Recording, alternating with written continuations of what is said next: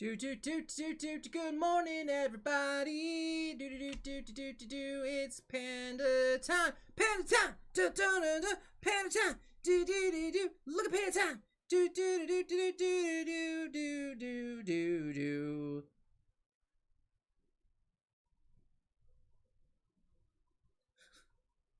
Should I make that like a theme song, maybe? I don't know.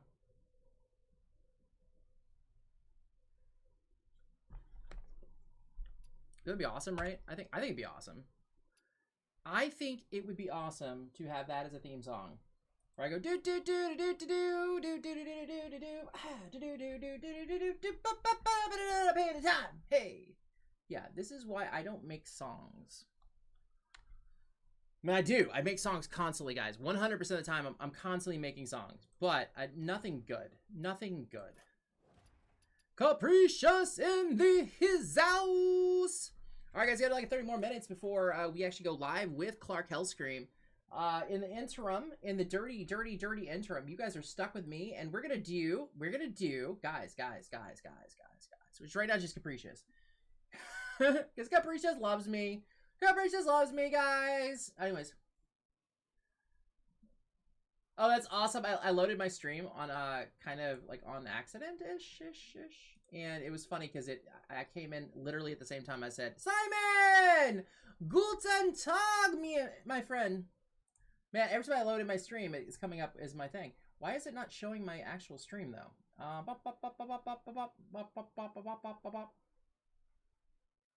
It's not showing me my stream. That's crazy. Crazy for loving myself. I don't know.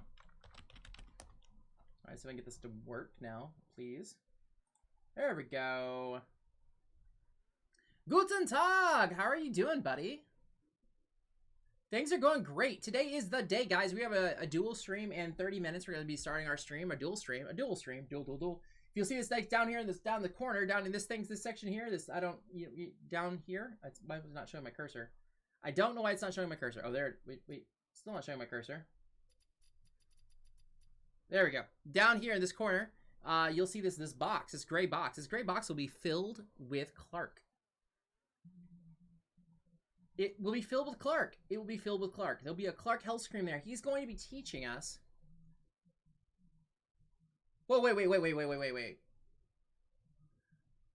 No, you don't want to flip, bro. You don't want to flip. You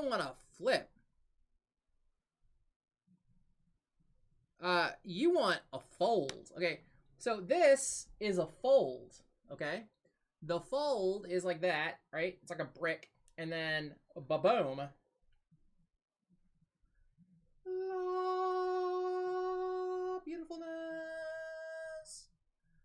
But it's really cool because this phone, honestly, so if you call me, I have a sub screen, see? So I have this like, yeah, no, it's witchcraft. It's voodoo. It's made with voodoo. It's what it is. So it's got a regular screen like normally. So like I can open it up and like I have like I can call people. See, I can call. So like it's just like a normal phone on this side, right? And on this side it's like a normal backside of a phone. It's got like a camera and all that crap, right? But when I open it up, blah blah blah, magic. It's magic. And I play Hearthstone in this bitch. Yes! I am saying you can still one-up her. Sprinksy got herself a flip. And I was like, no, I don't want to flip. I wanna fold. Hey, also, Capricious, I'm gonna let you know right now, I don't know what kind of phone you currently have, but they traded my Samsung 22 Plus or whatever. They gave me like, we have Magenta Max. They're giving like, if you trade in your 22 Plus right now, they're giving you like $600 of trade-in. If you have Magenta Max as a plan, they trade it in and they give you $800. The reason for this is at the end of August, the brand new Fold 4 will be coming out, which has some better features. It does. It's not significantly better in my opinion, but it's the brand new one. It's coming out at the end of August, so they're trying to move the Fold 3s. Well, I mean, okay, so but you're gonna get something. You're not gonna get like $800 or $600, but you'll get something. But they're trying to move these because they're going to be getting the new full 4s. And I'll be honest, I got this, and they're like, do you want to wait till August and get you the full 4? And I'm like, no. I'm going to get the full 3 now because you're offering me $800 as a trade-in. So I got this, and I was like, look, I'm going to be honest with you. I get the warranty on my phones, and I'm not very easy on my phones. The likelihood of it breaking in a year's time is high, right? And if you guys are out of fold 3s, you have to give me a fold 4. And this is the manager. She's friends with. I'm kind of I'm friendly with. I'm friends with everybody. The Panda is such a strong personality. The Panda, you either really love me or you really hate me. There's very little you can learn to tolerate me, and you might learn to dislike me. But in general, if you like me at the beginning, you're always gonna like me. If you hate me at the beginning, you're almost always gonna dislike me. It's just the way it is. But this lady, she loves me. She was awesome, and she's like, yeah, you're right. If we're at a fold 3s, you're getting a fold 4. And I'm like, and then I saved a bunch of money. And she's like, yeah, you would. Yay, Jew powers. I'm sorry. Anyways, guys, I'm gonna do an opening. I got a tea turtle package in the mail. They're running, you guys. So I'm in the process of actually working out a sponsorship deal with Tea Turtle. I need to actually email them. I'm gonna let them know that I'm doing this right now on stream, and hopefully they can go back and check it out. But anyways, so I'm doing my packaging opening on Tea Turtle. My wife, they run a sale a couple times a year, and their sales are amazing, and their content, the stuff they make, is amazing. So we're doing a unpackaging real quick. Yeah, about a sea turtle. No, teaturtle.com. Here, I'll make you the link. Neener, neener, neener. Neener, neener, neener. Neener, neener, neener. Neener, neener, neener. I don't have a promo code yet. They haven't given me a promo code yet because we're still in the process of working out. I will be their very first sponsor, or endorsement deal. So that's pretty cool, right? But anyways, the very first thing I'm opening up is okay, first of all, I love pineapple. They have these cute plushies. It's a panda pineapple! Panda, pineapple, panda, pineapple. I love pandas and pineapple. Panda, pineapple. You guys like that? They're cute. So cute. I love it. Super cute. Little tail. Alright, so we'll put that over here. It's gonna find its new home. Alright. Yay! More stuff! Now, some of this stuff is for my wife. And some of this for Sprinksy as well. So, but we'll know which ones are mine because they have pandas on them. Okay, this is mine. This is mine. It's got a panda. Ah! Love it. I'm gonna take the sticker off. Hang on. But I'm a 2XL dude. Their shirts are very high quality. I know I'm almost always wearing a Tea Turtle shirt on stream. Literally, I'm gonna start. What I want to do with them is I want to have it work on my screen. Not only do I have I want to have a link to my promo code when they give it to me, but also I want to have I'm gonna show what shirt I'm wearing for the day so you guys can see it as well. But here we go. This one says, I want to pause this conversation forever.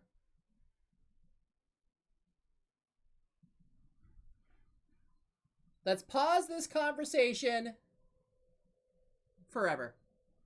Yes. There you go.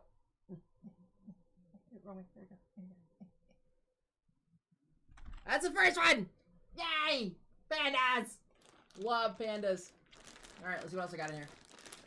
Again, I'm not gonna show off everybody else's shirts, only if they're pandas on them. Oh, this is mine! This is mine! It's mine. It's my precious. It's my precious. All right, guys, let's check this out. Okay. Okay, this is Side Quest Expert. Side Quest Expert. There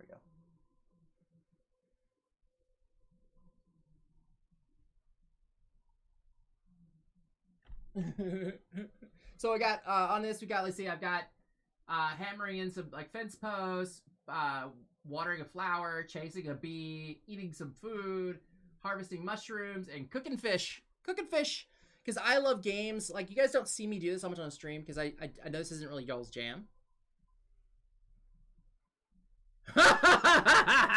I may have a slight obsession, but it's perfectly healthy. My doctor says so. I actually had that conversation with my doctor, believe it or not, my psychologist. Guys, I guess you don't know. I mean, I studied psychology, right? I was working towards getting my master's in psychology. Mind you, I want to go into intimacy issues. Basically, a sex therapist, but not really. It's not about sex. Most say it's more about intimacy, and correlation with that with like PTSD and stuff, and how combat trauma can impact your intimacy desires and your trust issues, which leads to lack of actual physical intimacy. That's what I was going into. The pandemic kind of like put a pause on all that, and honestly, the streaming has taken off. So it's less likely that I'm going to be going back to it. But I've got a bunch of friends who are actually psychologists who have their PhDs. I was going for a master's, but in a clinical master's was called. There's two different kinds of masters you can get. You get like a scholastic master's, which you have to do a pastoral thesis, and you've got to like defend your thesis and all that. Kind of like when you get your doctorate. And there's also clinical masters. A clinical master's essentially you learn underneath a PhD, and you actually work in a physical environment. You actually assist the PhD in learning, and then the PhD basically kind of mentors you. So that's what I was going to go for. I was going to go for my clinical master's, but in intimacy issues. So yeah. So but again, yeah. So yeah, I actually have talked to multiple PhDs about my obsession with pandas, and they have actually said it's perfectly healthy. Okay, that's a spring. I think that's a sprinkle shirt. So I don't want to say anything. I don't want to show that. Like the reason why I'm not showing the other shirts that are not pandas, those are both sprinkle shirts, is because I want Genma, since Genma picked them up, I want Genma to be able to surprise her. Like, it's fine that she knows they're there. I just don't want her to know what they are. Does that make sense? I hope it makes sense. Okay, here we go. Next panda shirt. All right, this one says squats. I thought you said tots. I love tater tots and I hate working out. Oh, there we go. Squats. I thought you said tots. Yeah. So that's my next one. By the way, guys, we are moving up tomorrow. I'm moving my exercise machine into the studio itself. So what does that mean? That means if you so choose, if you so care, you can watch my fat panda butt working out and maybe coach me. Also, if I do something wrong, we can also set it up as like a challenge. Like, okay, why don't you go do 10 whatevers? Yeah. 10 like whatevers. What's sad is I actually know the names of exercises, but honestly, every single one of them is like slipping my mind. And I know them like army names for them. Okay, let's see. And by the way, these are all 2XL again, because I'm a big guy. I'm not as big as Magical. Magical farts, guys. He's 6'7" and like 450 pounds. Magical he is a giant panda. Just to let you know. Awesome dude. Amazing guy. Okay, so this one says, I'm just here for the food. Which, if you guys know me, is 100% accurate. 150,000% accurate. Not sure that's actually... Oh, there we go, sorry. I'm just here for the food. So that's like a party shirt for me. 100%. Because that's pretty accurate. I'm just here for the food. Okay.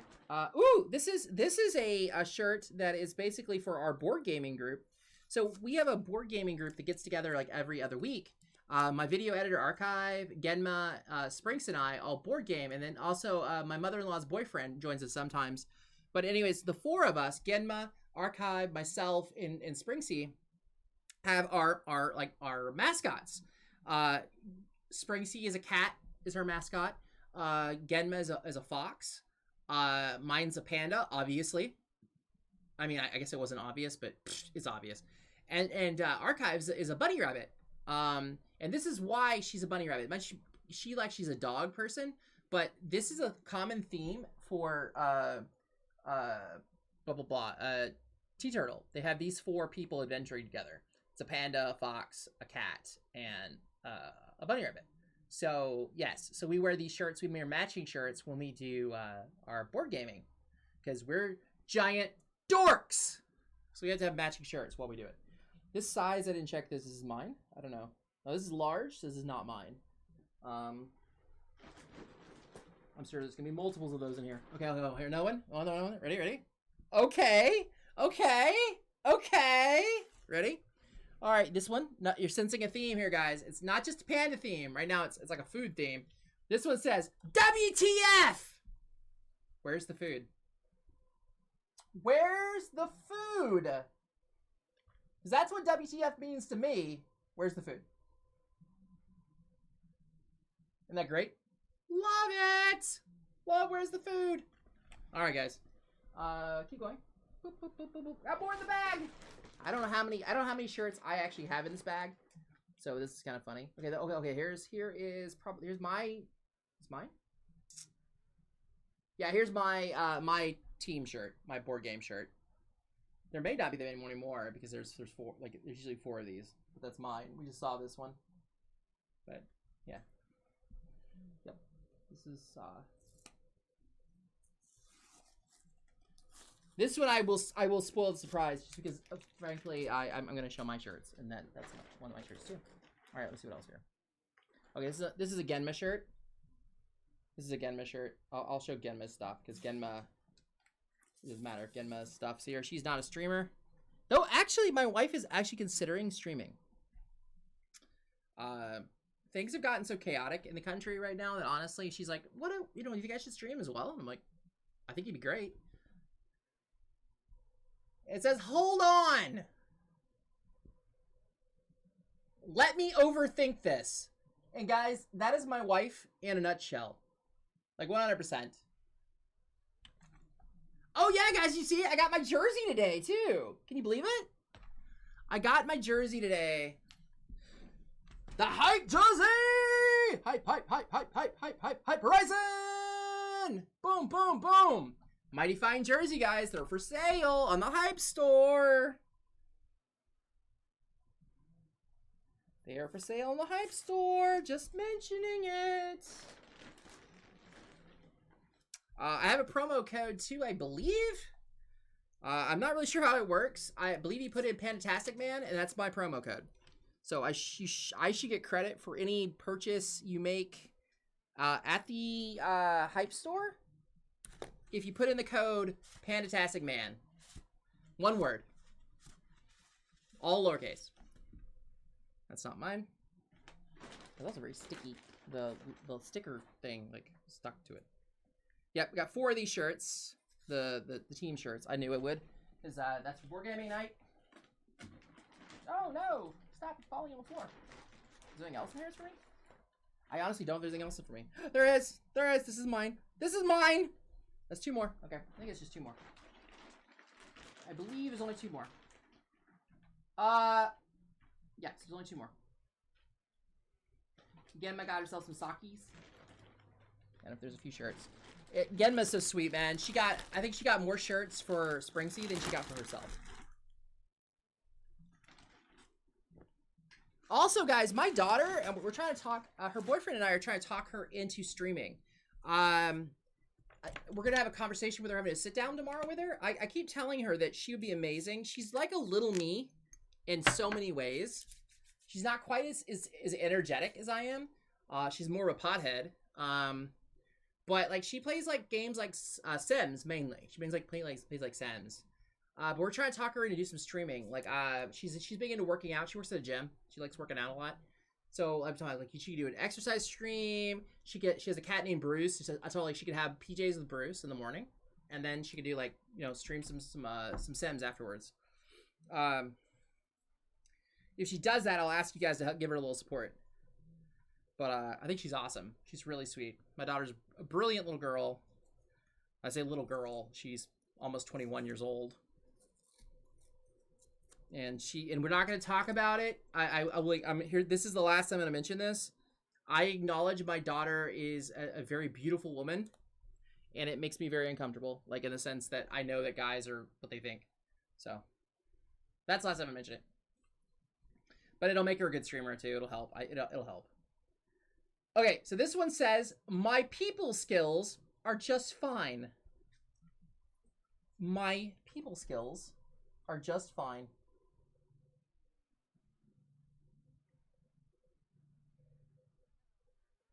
I love it.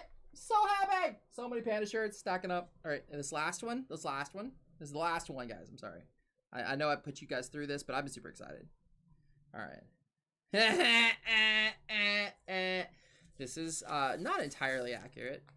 Not entirely accurate. It says,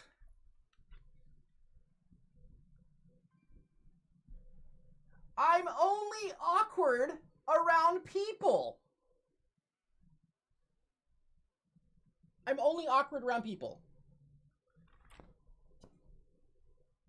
Guys, I love that. I'm super excited. I got a bunch of new jersey, or a bunch of t-shirts. I got my jersey in today. We have a duo stream with Mr. Clark HELLSCREAM.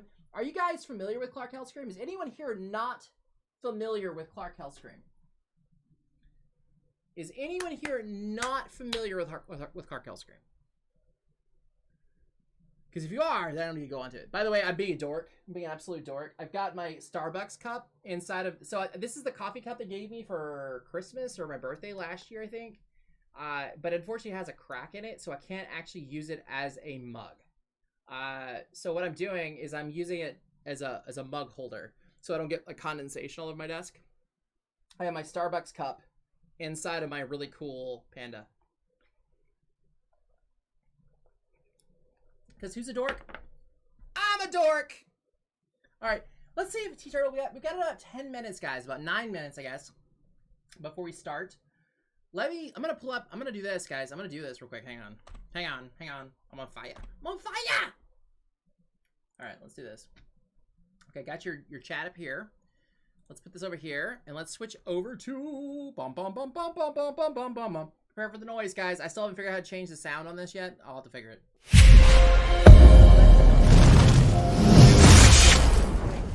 You're on the wrong screen capture. Let me switch screens. Actually, you know something? That is fantastic. Can we just always keep it on that screen? Oh, that's so good. It's so good. I like it. How do I make it bigger?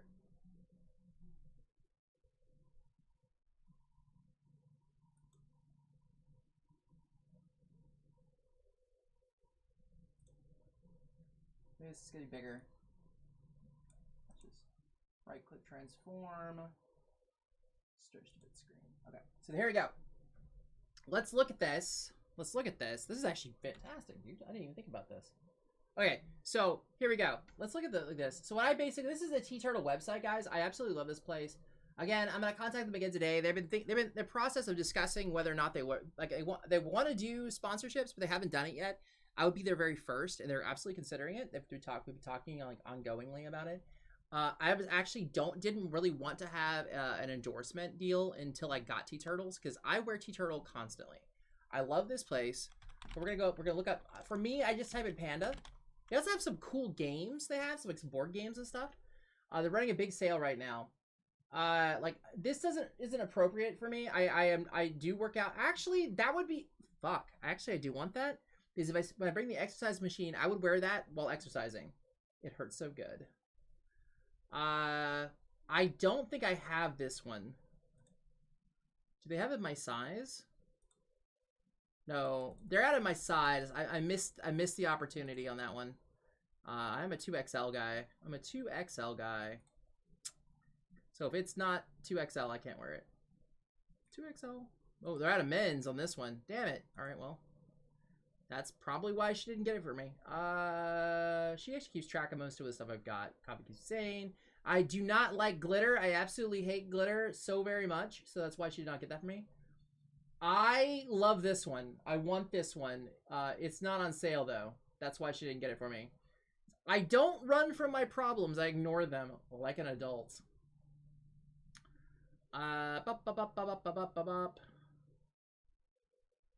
Chaos Coordinator. I like that one a lot.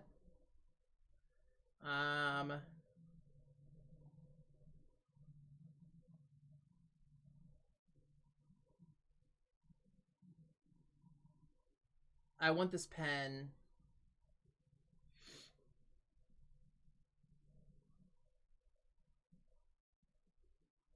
I actually have this shirt. This is my tubing or going to the beach or pool shirt. I do not cook, guys. I am the worst cook on the planet. Uncle Roger would beat me. That's how bad a cook I am. He would literally come through the screen and go, "Aya!" and start slapping me around. Okay, they're actually kind of low on stock. I have the PP Panda. I've got a lot of these already. If it's got a panda on it, I pretty much already have it. Pretty much. That's the Panda stock. They got tons of stuff. They got toys. Which of course I need some more of these panda toys. They've got some panda ones. That one. It's a panda one. Let's see, fandoms. They don't have a panda pool, which makes me sad. I'm gonna have to buy a panda pool shirt, guys. I have a panda pool. Did you guys know I have a panda pool? He's right here behind me. I absolutely love him. I love him very much. He's so cute. My little Funko Pop. I hope I'm not boring you guys. I know this is not my normal thing. Oh crap. I should pay attention when I'm doing something. I should turn around and look. Oh, there you go. Alright, buddy. Alright. Alright, about 4 minutes out. I'm waiting for his call. The moment he starts his call, we'll go to observing Clarky Clark. But that's our thing today.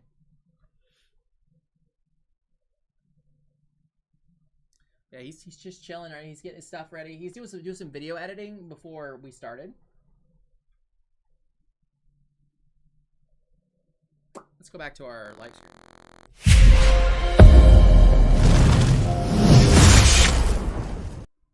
Oh, did I chased some of you away. I'm so sorry. Oh, dude, the llama shirt? I missed the llama shirt. They got several llama shirts. Are you a big llama fan, Capricious? Oh my god, they have a not. Oh, dude, I gotta go back. I'm sorry, guys. I gotta go back to this screen cap.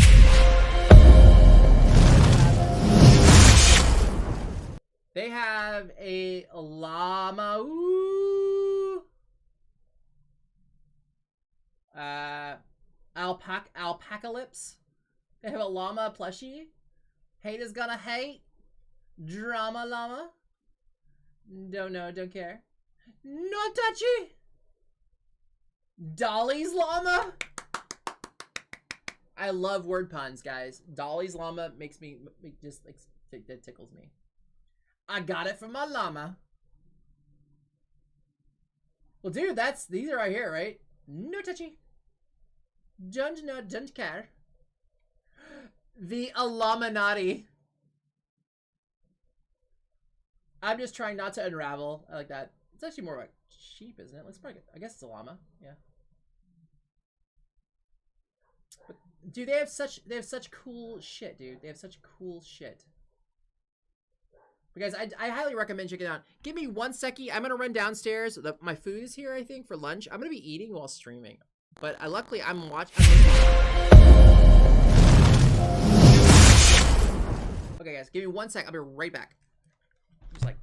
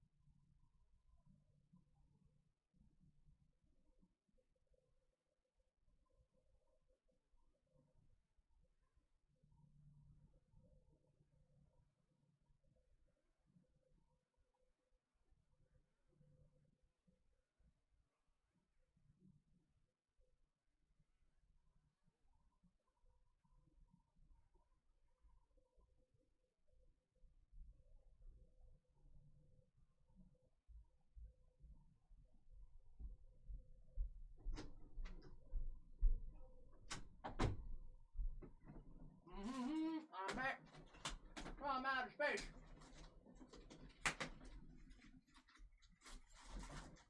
Grab water. I'm actually not really hungry today. It's really weird. But I got food anyway, just because. Chair is always winning. Tiny, you missed my my unveiling of my my loot from Tea Turtle. All right, so Tiny, I don't know if you know. I don't know if you follow me on Twitter. If you don't, you should. In fact, if you haven't already, do so. We are today having a duo stream. Here, just a second. I'm waiting for him to call me.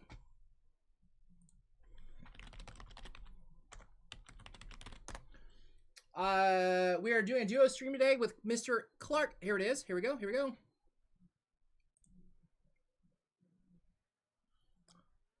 Hello. Hello. I need your picture.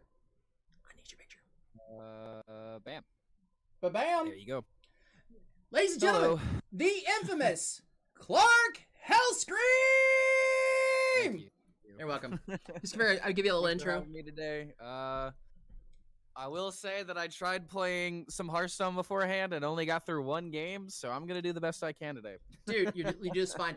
My stream is all about watching me fail. So watching you semi-fail or succeed is like gonna be an upgrade. Yeah. Guys, see, it's not that I'm not succeeding; it's that my opponents just high roll me. That's always been the problem, and it's never gonna change. RNGesus is a very, very, very powerful thing in this game. Lady Luck, if you don't give her a little bit of loving, man, she does not love you back. She is not loving. Guys, I'm a soulless mistress. Exactly. Guys, I'll let you guys know just a little background. If you guys don't know who Clark HELLSCREAM is, Clark HELLSCREAM is one of members of HypeHorizen. He's one of our competitive players. He's amazing. He regularly, currently, I think he's like rank 400 or something, 700. But that's really unusual.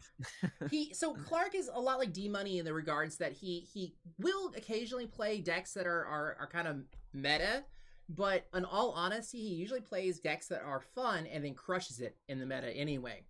So if you guys want a little bit, like he's not quite funky in the sense of like completely off meta stuff, but it's definitely, he goes for the more fun decks as opposed for the more like hyper competitive.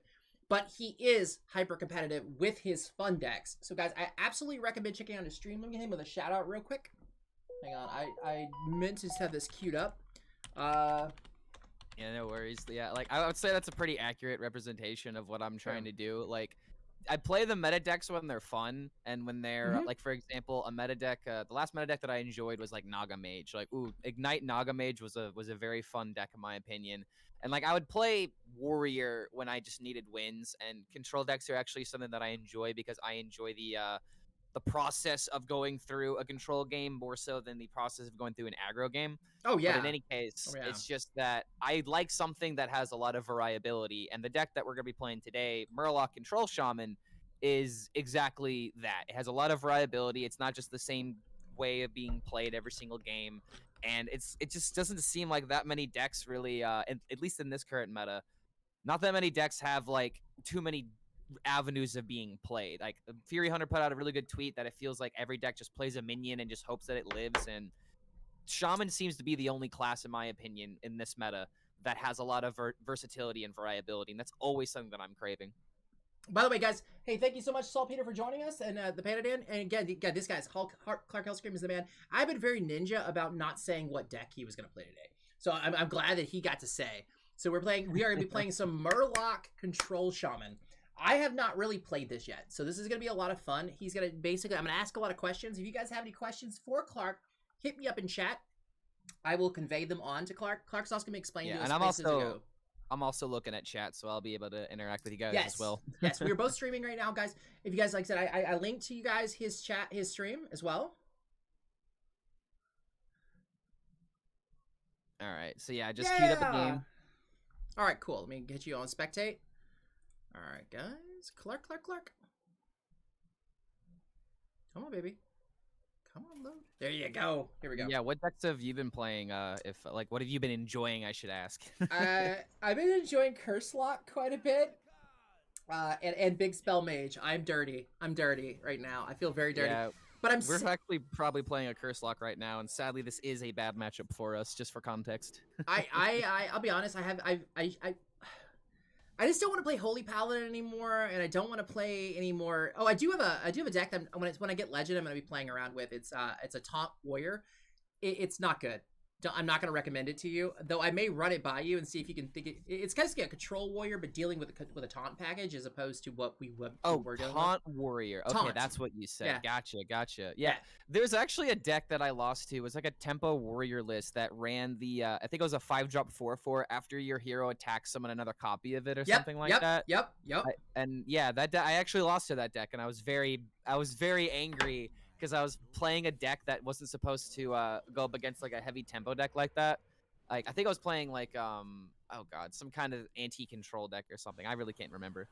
But yeah, it's very interesting to see how this meta has evolved since the changes. And that's the thing is I look at it in a way, I was like, Taunt may not be a horrible option because the simple fact that you've got so much boat rogue going around, you've got mech paladin and stuff. If you could throw these taunts out there, it's very difficult for them to get through them, and they're so big. I don't necessarily think that's like the most viable thing to possibly run, but yeah, definitely not. Like the things that are really viable, at least like okay, so I just made a video discussing what I think are the best decks to climb within Legend. And this is on your YouTube? Legend. Yeah, it's on my YouTube.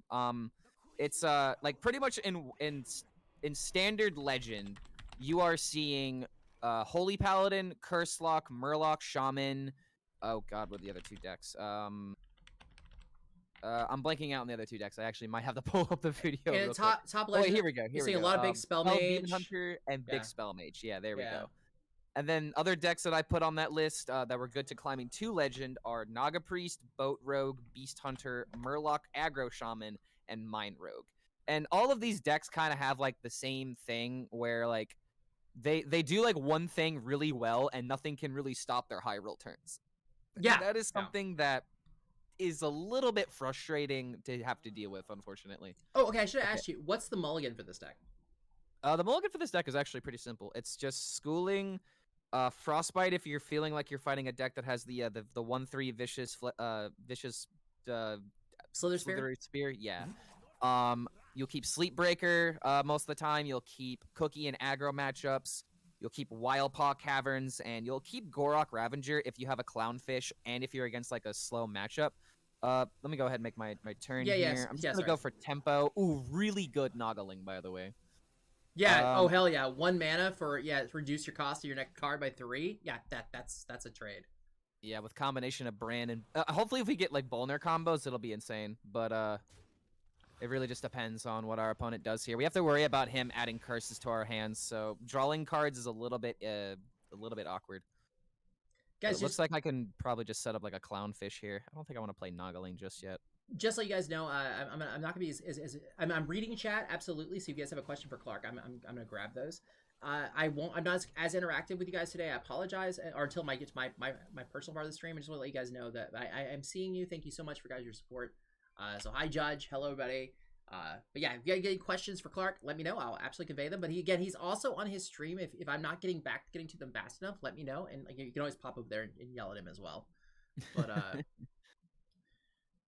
all right, so we're looking Schooling. You said Schooling. We're keeping Sleepbreaker. So like the cards you keep every single time are Schooling, Sleepbreaker, Clownfish, and Wildpaw Cavern. Those are going to be your most kept cards, and you'll only not keep them if you have very specific information about what your opponent is playing. But usually I will always keep those cards.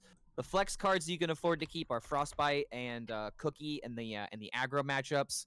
And you can keep Gorlock Ravager if you have a Clownfish in hand. Usually that's the rule, especially on coin. Because on turn 2, you could coin Clownfish into turn 3 Ravager. But if you don't have coin, then I would only keep Ravager when you have Clownfish. Okay, awesome. Fantastic. This is good info. Okay, so he's adding curses to my hand. Yeah, he kind of did this a little soon. He did it way too soon, honestly. Because, yeah, you can deal with this at this point. I like to like soften and get the curses up a little bit and then do the Tamsin screw you plays. Yeah, like like the buildup of this deck is very, very important, and your Tamsin is like that big burst where if you add like 4 curses to my hand, that screws me on like a turn I mean, hell, even if I have 10 mana, that's 8 mana in cards I have to play. So this is where we're just gonna go for a Flurgle because we have so much value that we can get out of it here.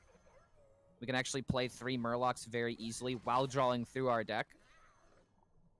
But this just has to die. We definitely cannot let it live. And I'm gonna try and find another Clownfish because Murlocs are OP. There's another Clownfish, easy peasy. Fantastic. By the way, Trickster said he believed that you actually went up against Coca, another streamer that I'm friends with. About 2 to 3 weeks ago in a head-to-head in the Open Cup. Is that right? Yeah, that actually does sound a little bit familiar. Sadly, I do a lot of Open Cups, so all the names kind of do blend together. But there are occasional times where like someone will be like, "Hey, longtime fan of yours, really excited to play this game," and that always warms my heart. By the way, guys, if you guys haven't checked out Coca, Coca is absolutely amazing. I did not do the shout out. Oh man, I'm an idiot. Yeah, check him out. He's a French Canadian streamer, absolutely fantastic. Comes out a lot of really unique, interesting new decks. Okay, so in this particular case, do we have any reason we would Mutanus here? So the reason why I'm not just immediately jamming it is because in this matchup, like now that he's played his Tamsin, I need to eat the other cards that add abyssal cards into my hand. Right. And one thing to point out is that we're not going to be playing this curse because I'm fine with taking 2 damage in order to guarantee that I will not mill a card. Yeah. Oh yeah. So that way I don't mill a card because it discards itself at the beginning of the turn. Correct. So I think my order is going to kind of matter here. I'm thinking like I want to play Clownfish for sure. It's either I play School Teacher in combination with it, or I play like Cookie before I play it, because I want to make the Mutanus 5, so that way if I top deck Baran, I can get some kind of insane value. So let's see what we get out of the School Teacher. Okay, makes sense. Another schooling, or possibly a Bolt actually to deal with. No, he doesn't. Bolt's good. The Murloc buff had potential, but I don't feel like I'm gonna really stick a board and win with this deck. No, and I was thinking either the lightning bolt was good or the schooling, because the schooling gets you like a little more like board clear, because there's not a lot of minions unfortunately that are 3 in his deck, right? Because it's like we saw Tamsin. Luckily with the schooling though, you have upwards of 6 damage. So like if there was a 5, for example, you can trade the 3 and the 2. That's fair. But that's fair. Yeah, now that he's doing this, I really wish I could have eaten that. I really need to top deck like a Bolner or a Bran here these next turn, because like if I have Bran, I can at least play Mutanus and set up the Macaw for it the next turn. Right. But depending on what he does here, we're probably just gonna play Rakan because we're not gonna have another time to play him. And Bolner also functions like a double Mutanus as well. So either one of those would be really good right now. If I get Bolner though, then this Noggling that we've saved with Farsight is going to be disgusting. Yeah, it'll be the Giganuts. Giganuts. Okay, so we're just gonna play the 8 mana card because we're on 8 mana. Yeah, no need to overcomplicate this turn. Well, also this is fantastic because every time you rotate into your 6 damage face, that's just so disgusting. I think I actually want to go for healing. Healing, yeah, I concur with healing. I just like using Fire Evocation whenever it rotates into my like that. Oh no, went away. Son of a bitch. Well, anyways. Yeah, so fun fact about this hero power that I just learned the other week. So you know how I chose 2 options? Uh-huh. Whatever options you don't choose is what the hero power will become after you play Brakan. So like if you play him on turn 10, for example, you don't have the opportunity of just hitting like the double 6.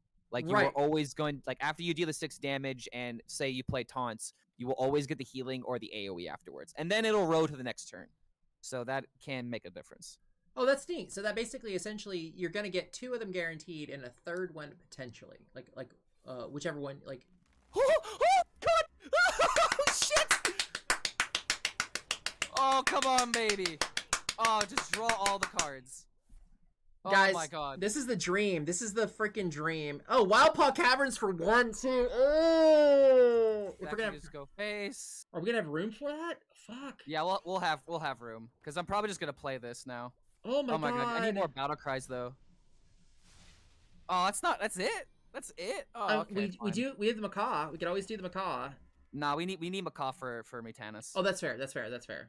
So like we could do this next turn. We have this into this. If the Bolner survives, which it probably won't, we'll eat 3 minions, I believe. That's disgusting. We can't play a Murloc. Come on, Bert. We need the discount. Come on, Bullner. Stay on the board, baby. Stay on the board. Make us happy. Make us happy. I'm assuming the Abyssal Wave is gonna get played here. Probably. If he has it, he shouldn't even hesitate. That should just be a rip. I mean, hold on. So what would be a better play than Abyssal Wave here? From I mean, his he's deck? adding curses to my hand. I'm taking 3 damage, 7 damage if he adds another curse. There's Gigafin, I guess, is the other option to consider here. I wouldn't want Gigafin because Gigafin is too easy for you to remove. So honestly, is it though? Yeah, because he's only gonna do 4 damage. You just gotta pull 4 damage out of your ass. Yeah, but how am I gonna do that? Like specifically, you've already the done only cards that I would have at least in this true. position would be Frostbite, and I would need the 2 damage AOE. Maybe I could do it with like No Flurgle if I top deck Frostbite, but. We could do Flurgle into Cookie into Flurgle into Cookie would be 1 plus is Frostbite's 3, right? Is Frostbite 3? Yeah, Frostbite's 3. So there you go. I mean, that Giga is not the one I would want to go with. Like I'm telling you, if I had Abyssal Wave, I just would have ripped Abyssal. Like that's just not even a thought. Yeah. Tamsin was also the other really good option here, especially in combination with the curse you just put in my hand. That's true. Tamsin would have been nice. A lot of damage I'm taking though. You're talking about the Tamsin hero, like the yeah. Twisting's not actually ran that much Trickster in this deck anymore. Okay, so we have to play the curses, otherwise we're taking way too much damage. Right, we don't really have much healing. That's 9 damage. We have to, we got to deal with that. So that's 4 mana down. So there's 4 left over. Fuck. I mean, you could freeze one of the 3/3s. If you can kill the 2/2, is there a kill a 2/2? Yeah, I mean, like you can heal for 4 this turn. Command the Neptulon. So maybe you only need to toss the 5. Because you can command the Neptulon, kill that. That leaves you with 4 mana. I think we're just gonna do this in order to build up board. Because unfortunately, we have to kill this because we need the health. We need life. Yeah. But at least now, like, we're still playing into Abyssal Wave no matter what, which kind of sucks. And again, this is a very bad matchup. Even though we did debatably hit like a very nutty turn, we're still not out of the woods by any means. Like, I really need to get a Mutanus turn, but this is exactly what happens in this matchup, to where the curses are gonna really dictate how I'm allowed to spend my mana. And now that we're taking even more damage, and I'm not hitting healing, by the way, off the hero power. Guys, just so you guys know, this deck he's playing the control, not Clark, but the other guys playing our money is playing. If you guys play this well, if you play Curse Warlock well, there's not much that can actually be dealt with it. But it is very unforgiving if you're against a good opponent, especially. I mean, of course, RNGs can always screw you, but honestly, the Control Lock is a very strong deck if you're piloting it right. But yeah, its weaknesses were pretty much removed. Yeah, and I actually teched in 1 Immolate. I've seen people run 2 Immolates. I don't think that's smart. I actually do believe 1 Immolate is very good in that deck, because if you do hit somebody who's like, I'm just gonna sit on 10 cards, you're like, okay. Yeah, Immolate can go a very long distance. I think I would agree with like 1 copy, but just 2 copies one tends to get a little much. It honestly could be a legendary and it'd been fine. So unfortunately, if I want to kill this minion, I have to go like Flurgle into Mutanus, play hero power, but then I can't play the. Oh man, there's like no easy way to deal with this. I have to take the 4 damage, or I have to take the 6. I think you. So I'd rather take the 4. 6. Oh really? Okay, that's fair. Because you want to keep setting it up. You're waiting for either you're waiting for your brand. That makes sense. Okay. I need to hit a Abyssal card though, or a brand. I mean. Yeah, Come on. Entitled Customer's not horrible, but Yeah, we're worried about death. We don't care about Entitled Customer. No, and Wild Paw Caverns, guys, is still one of the best cards in my opinion for Shaman, like hands down. It's really hard to beat having a 3/3/4s that freeze. It's like, ugh. Yeah, like the Hunter matchup is where it really shines, and like other matchups clearly where they have weapons and whatnot. But really, just the fact that you get an additional minion every single turn. Every single turn. To what you're already doing. Like, that's the big deal. I am going to die. We're dead. We're dead. Yep. We're dead. It's donezo. I don't know why he took this long to make the play. But I will say something that still is a nuts game, and I'm actually gonna add it to the. I'm definitely gonna add it to our to my video content for it, because that we get the nuts on that game, and it just is an unfortunate matchup. Yeah, So. and that's kind of how I feel in this meta. Like everything feels like a version of rock paper scissors. We just have more rocks, we have more papers, and we have more scissors in the form of different classes. Like Yeah, this meta is quote unquote is balanced, but at some point it just feels like a different version of rock paper scissors rather than Hearthstone. There's nothing that exciting going on in my opinion. Okay, so here we have Sleepbreaker and Clownfish. We definitely keep those. There's an argument to keep Macaw because we have Clownfish, but in the Shaman matchup, you really want to try and high roll your Mutanus rolls. So I'm just gonna try and get like the Gorlock Ravager. Okay, this isn't bad for tempo plays. Will I play Curse Lock? I mean, I'm open to playing Curse Lock. This is like we were just planning on playing like one deck, but I do have other decks made. Like I collect all the Hearthstone cards. Oh my god, this guy's playing aggro. That's good. That's good for us, isn't it? It's up in the air. It's pretty good. Like since we have curve, we're actually fine with doing this. I'm gonna go ahead and just commit this minion just so that way. Actually, it might have been better to commit the amalgam here, now that I think about it. Yep, because of literally that. Okay, I actually might lose this game because of that play. No worries. Oh, okay, schooling, that's actually important. We'll freeze this because it has more potential. But now we have the likeliness of clearing 3 Murlocs. Okay, so this is where HP thresholds are very important. Playing the 2-3 was just the correct play, objectively. Oh! My opponent's rolling me. You know what's and funny I let this happen. I never really encounter any of these any Murloc hardly, and when I do, I usually I destroy it. I haven't had any like fear of it. But I mean, different. This is the difference between doing it at Legend 848 and playing at my Legend, which is or my rank, which is not Legend 848. I mean, every deck you can play very optimally. And it's also just one of those things to where if you know that you're going to lose versus X class, but you know that you're going to be very favorable against all these other classes, Legend climbing is really just figuring out what the pocket meta is. What are the best decks to play against what you're seeing versus people that are just like, I like Murloc Shaman, I'm going to jam Murloc Shaman because Murloc Shaman fun. Like you could do that and there's nothing wrong with it, but if you're going for results at the end of the day, you gotta be able to shift your game plan a little bit.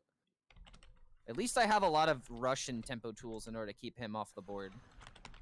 So we'll just trade to the 4/4, get rid of the minion that can scale, and then we hopefully can trade more. We're really just scared of War Leader.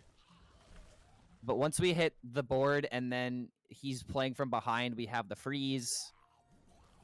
That's a little scary. Oh yeah, no, Trickster, I'm actually not playing. Hands off. I'm actually, this is completely watching Clark play.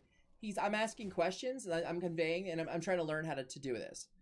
So we had 2 options. One was either I stream while or play the deck while he coaches me, or in this case, it's just better. We see a higher caliber opponents at his level as well. So it was just honestly, this was a situation was just a lot better. Plus, also it frees me up to look at your chat as well as think of questions. I don't have to think like he's thinking right now what to do. I'm thinking about how to talk to you. Okay, so in this situation, if he plays a Murloc, it's an additional 2 damage on top of the 9 that he already has. I'm not sure what he has in hand, but it's a dead card. He hasn't played it this entire game, and it's something that he mulliganed away. Is this a turn? Is probably command the Neptune, yeah. Right? Because we gotta kill the Flurgle, and we've got to. I was thinking about whether or not we want to not overload, so that way we can commit this next turn. But yeah. I'm really worried about War Leader, so it's just I feel like we have to do this as well. Oh, no problem, Trickster. That's exactly what we're here for. Did you want to go there? Yeah, okay, that makes sense. It's more immediate damage. The 1/2 he's only got 2 cards in hand. I mean, he he could Gorlock or something. Oh, like we that's played lethal. Okay, exact fucking lethal. Holy shit. So I threw this game on my turn 1 because I didn't think about the South Coast Chieftain. If I would have just played my 2/3, I wouldn't have lost here. And this is one of those games where I would say, haha, I'm the dummy that misplayed and I can't complain about the meta. But this is where I feel like a lot of my games come down to like one really, really simple mistake.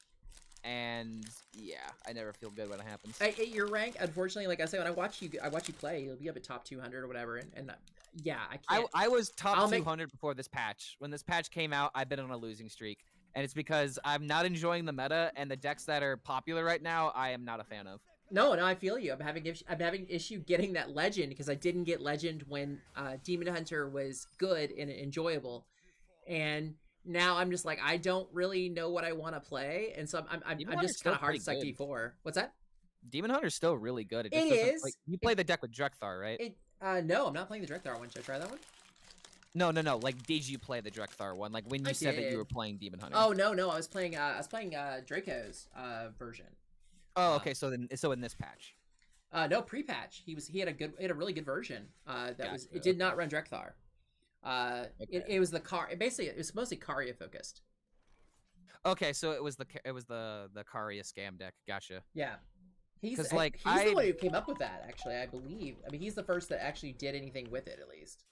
I'm not sure if he was like the first person, because I remember seeing that in open cups. Like, I don't remember exactly when the nerfs happened, but like I remember like it was right before a lot of tournaments happened, and people were bringing Rogue and Demon Hunter very heavily in the first couple of tournaments, and it quickly caught on that, oh yeah, it turns out that Karya can literally just win games by itself. Yeah, no, I honestly though I believe it was him in Quantum the day the patch, or when it first started manifesting, it was a conversation between him and Quantum, and then Quantum's been doing really well with it, and then he started doing it. He popularized it. He posted it on Twitter, and it just like took the fuck off. Yeah, so, I mean, it was a good deck. It was definitely very beautiful. His deck he's playing now is not bad. It's just not as good. Yeah, like I think that Vanguard definitely needed to get hit. Karya is a little bit like I just don't like how the moment Karya saw play, it was hit. But it definitely needed to happen because it was like patches. Like, if you hit this scam that increases your win rate on the one specific turn by like a ridiculous %, and you just can't have that in the game right now. You guys wanting the code? I'm sorry. Oh boy. I got it. Oh wait. Just so you guys know, this is the code for the deck we're playing right now. Man. And this is why I don't enjoy playing Demon Hunter, even though I'm quote unquote supposed to be slightly favored in this matchup. Like I've got the Guardian, so maybe if I'm not dead next turn, I can do something. But I'm gonna have to play School Teacher and hope that I hit like deal 4 lifesteal. It's really not that many options. This looks like actually Draco's deck. It is. The two that are floating right now are this one and Norwis's deck, and I don't know which one's really honestly better. But wait, what is Norwis run? He runs instead of the Metamorphins, he's running Spectrocytes, maybe? No, he's running Mankrik and Kazakus. Mankrik and Kazakus? Oh, now that's a deck I need to play. What the hell? I'll get it for you. That does sound really fun. I actually took out Mankrik and I ran. I'm running one Rust Rot because at my rank, I'm running into a lot of Paladins. Yeah, you're gonna be seeing a lot of Paladins at your rank because Vicious Syndicate also just put out a report saying that Paladin and I think Murloc Shaman are quote unquote being slept on. If you're at top legend, that they're definitely not being slept on. You're seeing them every other game. Am I just dead? Yeah, you're dead. You're dead on board, dude. Wait, am I? Oh, you'll dead. I haven't seen all the minions he's attacked with. No, I mean, but I got a freeze, but that doesn't freeze the face, unfortunately. No.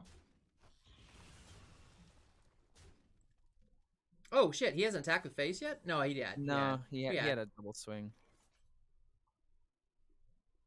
There's literally nothing I can do here. This stalls, but it doesn't. Yeah, we're definitely dead.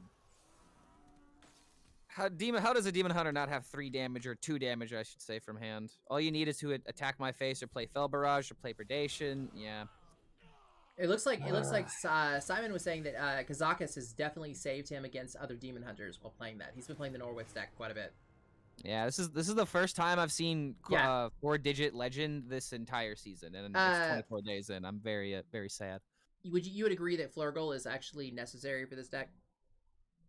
It's not necessary. Like you What don't would you have put to. Like instead? if you're Hey, Rained It. cheaping out on dust, you probably don't need it. Okay, what would you run instead? Let me take a quick look. I know we don't have wind chills in this deck, so you could honestly just put in a wind chill. Depending on your map, you could run a hex if you're seeing a lot of decks that yeah, that's probably not the best you could put in though. How about a second Farsight? Yeah, second Farsight's fine. I personally, Trickster, I would recommend putting a second Farsight in, but any of those options he just mentioned are good. Wind chill is also pretty decent. Just a 1 mana card, 1 mana cycle. Yeah, because you free something out, you get to draw a card, so you're basically moving into something that you want, and it's you're not dead drawing it, because you're gonna find a creature you're not gonna want to attack you. So it's funny that you use the word dead draw because it's literally the guy's list that I'm playing right now. Oh really? That's awesome. Yeah, dead draw hit rank 1 legend with this list. Yeah, you could also run Viper, but I say that Viper is training wheels for the Paladin matchup because you're already super favored against Paladin because of your Mutanus high rolls. But you could also run that. So there's another option. And Viper's never bad because it's a tech card as well. Again, you're going to draw off of it. But yeah, Wind Chill's fine. Farsight, Viper, and you mentioned something else. Shit. I forget as well. Any of those options. Go with one of those 3. And by the way, Rain Debt says hi. By the way. Yeah, what's going on, Rain? Good to see you. All right, if I lose one more game with this deck, I might have to switch because this will be 5 losses in a row, and this is where I start to get into the existential Hearthstone thoughts. Sadly, at my rank, it takes a while to queue. Did I disconnect? Hold on a minute. I think I disconnected. So, Simon, he usually doesn't have a lot of slots available. I mean, in Hearthstone itself, because he plays a lot of tournaments, and being a tournament player, you actually have to friend a bunch of people. Like I am constantly cycling people in my friends list. I automatically delete people whose names don't ring a bell as soon as I see them. So no, unfortunately, there's been plenty of times that I've added people on stream and literally deleted them within the same week because like you said, I'm doing tournaments a lot, and it just doesn't help out. Yeah, we have several players who are our tournament players. Clark is one, Big Banterface. Those are all players that basically, they're constantly playing tournaments, and when they play tournaments, they Gamer actually RVG. have to add it. Yeah. There's also Dreadeye. I almost keep calling him Deadeye, and I wanted to make sure that I didn't mispronounce it because there was actually a card called Fellfire Deadeye that I confuse words all the time on stream. And I will say, guys, I honestly believe that you'll be also seeing Raindet probably doing the tournament scene soon. That kid is fucking good. He's such a wunderkind. Yeah, playing Warrior. I don't know what he was playing Warrior before the patch, but I don't know what he's playing now. We're fighting a Priest. Priest is supposed to be good, but this is looking like a rogue because of his portrait. Or we're cycling. I'm having to re. Uh-oh. Oh yeah, you probably if you're still spectating me from earlier, you need to log out of the client because I got disconnected in the middle of connecting. Yep. All right, guys, we'll fix this. Sucks. By the way, though, Rated, what are you playing? He's playing DH right now, actually. He says. Yeah, that seems about right. See, like if I was tryharding the meta, I would be playing Demon Hunter, or I would be playing I would say the Shaman deck was what I would be tryharding, but honestly, I think Demon Hunter and Paladin are like some of the best decks to be playing right now because. Like, Shaman has lots of ways of being able to fall on its face when it doesn't hit the good draws. There's also just... The decks that are popular, especially with, like, Warlock on the rise, are such bad matchups. Your bad matchups almost have, like, very difficult ways of being able to come back to where it feels very impossible. So, it's just... I don't know. Like I said, I can't find a deck I enjoy, so it's hard for me to climb in this meta. No, I feel you. I know that No Hands has been wrecking it with... Holy Paladin. Yeah, that makes sense. He's a really good control player. I feel like I saw a tweet that said Holy Paladin, you need to be able to play it like slow. If you're not playing Holy Paladin slow and you're not like spacing out your resources, if you're clearing every single board, you're just gonna lose. It's a deck that you have to react very specifically with. I mean, you've got Maki roll, so you literally can drop yourself down to 3 health and not cry. Yeah. So you take half damage. Yeah, you're like whatever. If you're not running a Viper, if they're not running Viper, you just go, this game's never ending. Just like hey, look, it's a rogue like I predicted. They did actually finally fix Amalgam with the totems, but it only really works if you're a shaman. There's really no reason to play Amalgam on a totem though. No, it's garbage. There's Manatide totem. There's actually like 3 totems that you can find.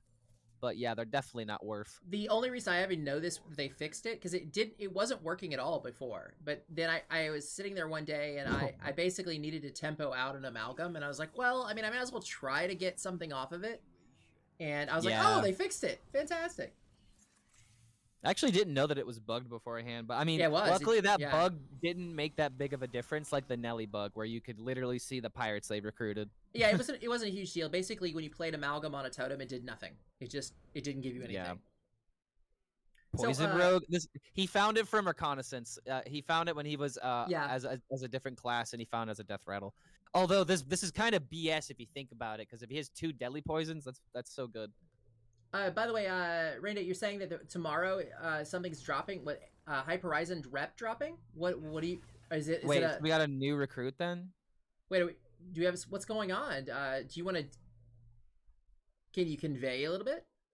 Okay, I'm assuming that he's talking about either a streamer or a new competitive player. Oh, it's a report. A report. It's coming tomorrow. Oh, the report. Okay.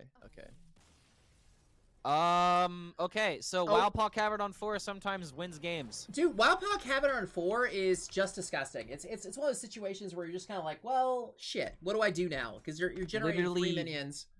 What you just described is the only reason why all the top decks are winning right now. Holy Paladin, I played Cariel. Oh no, I lose. Big Beast Hunter, I played Hydrolodon on turn 4. Oh no, I lose. Shaman, I played Wildpaw Caverns on turn 4. I lose. Rogue, I played Double Null on turn 2. I lose. Every single class that has that is being represented at the top legend has one of these turns that cannot be dealt with, and when it happens, your win rate scam turn. spikes up. Yeah, it's a scam turn. Yeah. And what's something, guys, I mentioned this, and I'm actually gonna go do a breakdown of this at some point and make a video. If you guys don't know about damage thresholds in this game, there's multiple damage thresholds, and currently in the standard, the most common damage thresholds are actually 1, 2, and 3. There's very little things that go for 4 damage. So if you have a creature with 4 health, it requires 2 things to remove it on average, and that's significant. Yeah, so, like those thresholds become very, very important, especially when you're looking at like average cost, because one example is like at 3 mana. That'll start to be a lot more prominent. Where like at 2 mana and things are mostly dealing 2 or 3 damage, then you have that 3 mana threshold where 3 and 4 suddenly starts to trick in there. Like with the Abyssal Curses, for example, deals 4 damage. Okay, this matchup is very important for us to find Mutanus ASAP, because if we don't eat a pig or eat a pyro, our chances of winning are very low. I don't even want to try and kill this, but I'm not running Hex, so there's no reason for me not to. This is another deck. Excuse me, I got hiccups. Damn it, bad timing. So, anyways, Boar Priest is another deck right now that if you, as long as you hit the Giga Nuts, like as long as RNGesus doesn't screw you, if Lady Luck is not against you and you don't play mistakes, you win. There's only a few decks like that in the game right now, but those 2 are major ones. Curse Lock and Boar Priest. I think that Boar Priest is the perfect Hearthstone deck. Every combo deck needs to try and be like Boar Priest in terms of like, if you misplay, you die. Yep. There's just no ifs, ands, or buffs about it.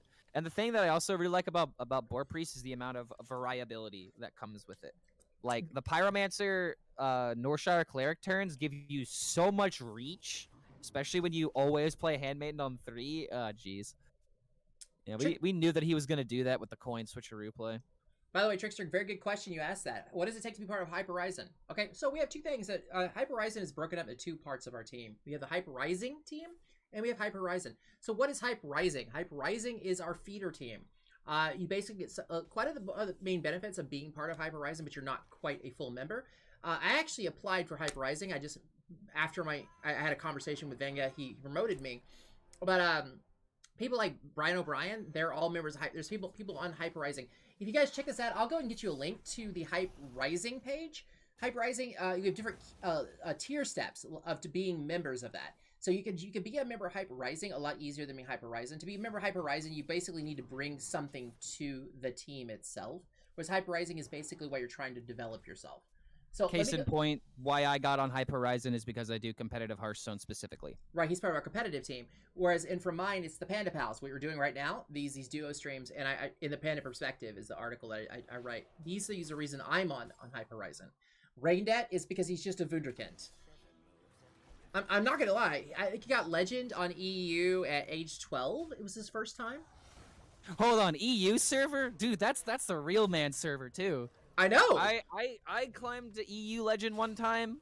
Saw that I hit 10k legend, and I'm like, nope, I'm not grinding this. This is not fun.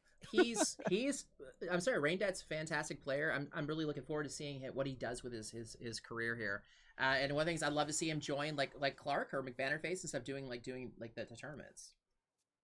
But here's so let me get you the link to HypeHorizen. We actually have, if you load, it's actually on our page.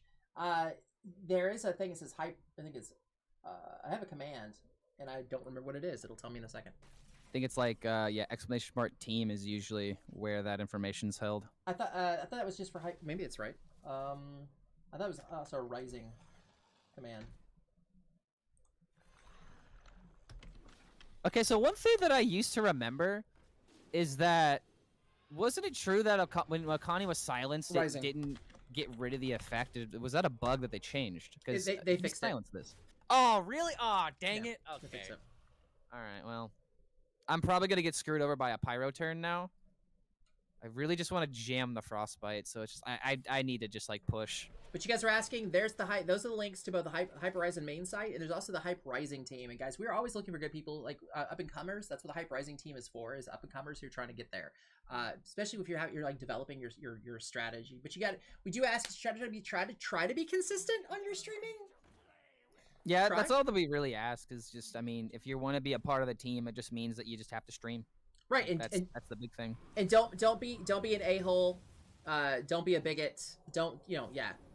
And yeah, you're good.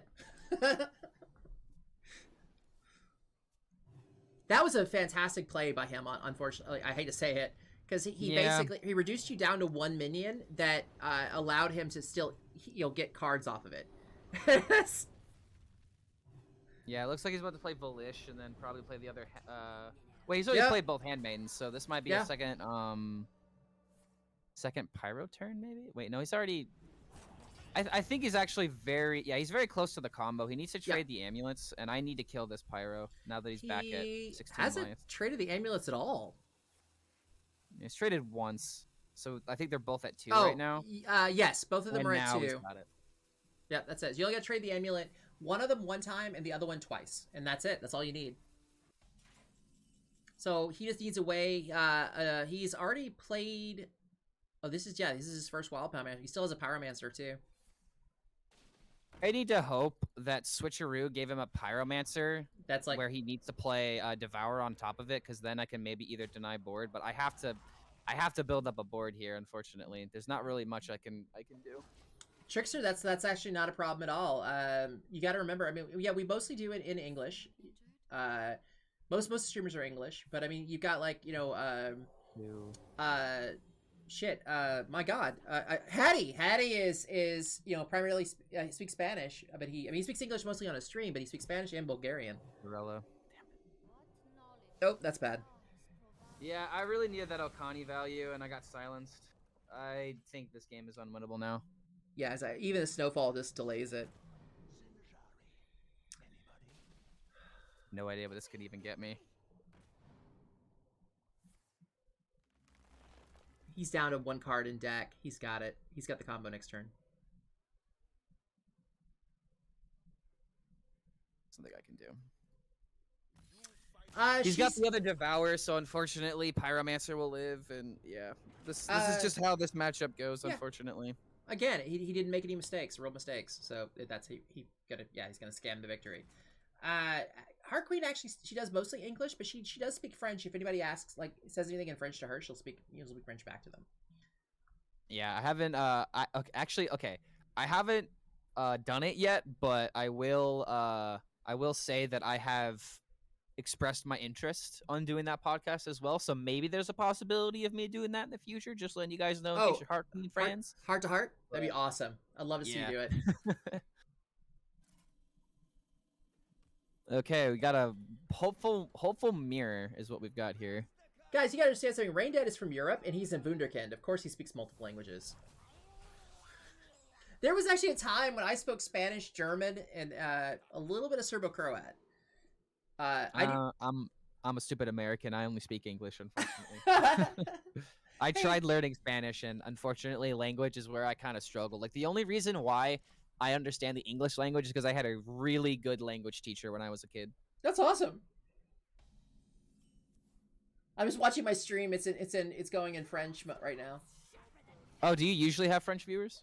My viewership is one of the most international. It's crazy. We got a bunch of French Canadians. We've got someone from Sweden, Denmark. We've got multiple from Germany. We've got I've got Argentinians. I've got Brazilians. Hell yeah, man.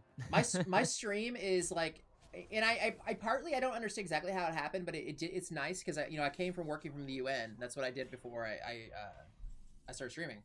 Oh, okay. I mean that has to be kind of a tone shift. Oh well, yeah. I think like that's serious of a environment. Yeah, I used to help investigate war crimes, so this job's much more friendly. Would there be any reason to basically have trade the cookie into the frostbite there? The only reason why we didn't do that, like as enticing as that is, I'm just gonna go ahead and counter a minion because I actually don't know what this deck is. I don't usually see shamans play. Wait, what? What the hell is he doing? Okay, wait. No, I know what he's doing. Okay, so I was about to say I don't see shamans that play Treasure Guard, but there is the Naga archetype where you have a bunch of fire and spell cards that you can play with that 7 mana Shaman Naga. I think that's what this deck is. Okay, so now suddenly I do wish I went for Frostbite so I could have kept my board, but I mean we're still fine. Mutanus can easily win this game. I think I'm just gonna go ahead and play School Teacher and see what I find out of it. Shane, I'm definitely not. I'm not discounting my American viewers at all. It's just funny that if you discount the people that I know in real life, my international viewership is actually higher than my our average viewership. Like the normal people, my regulars, is higher as international than it is U.S. That tends to happen with Hearthstone content for some reason, and that's just because of the game's grasp of the UK scene. Like Hearthstone is like one of the most popular card games over there. I have I've got almost nobody from England.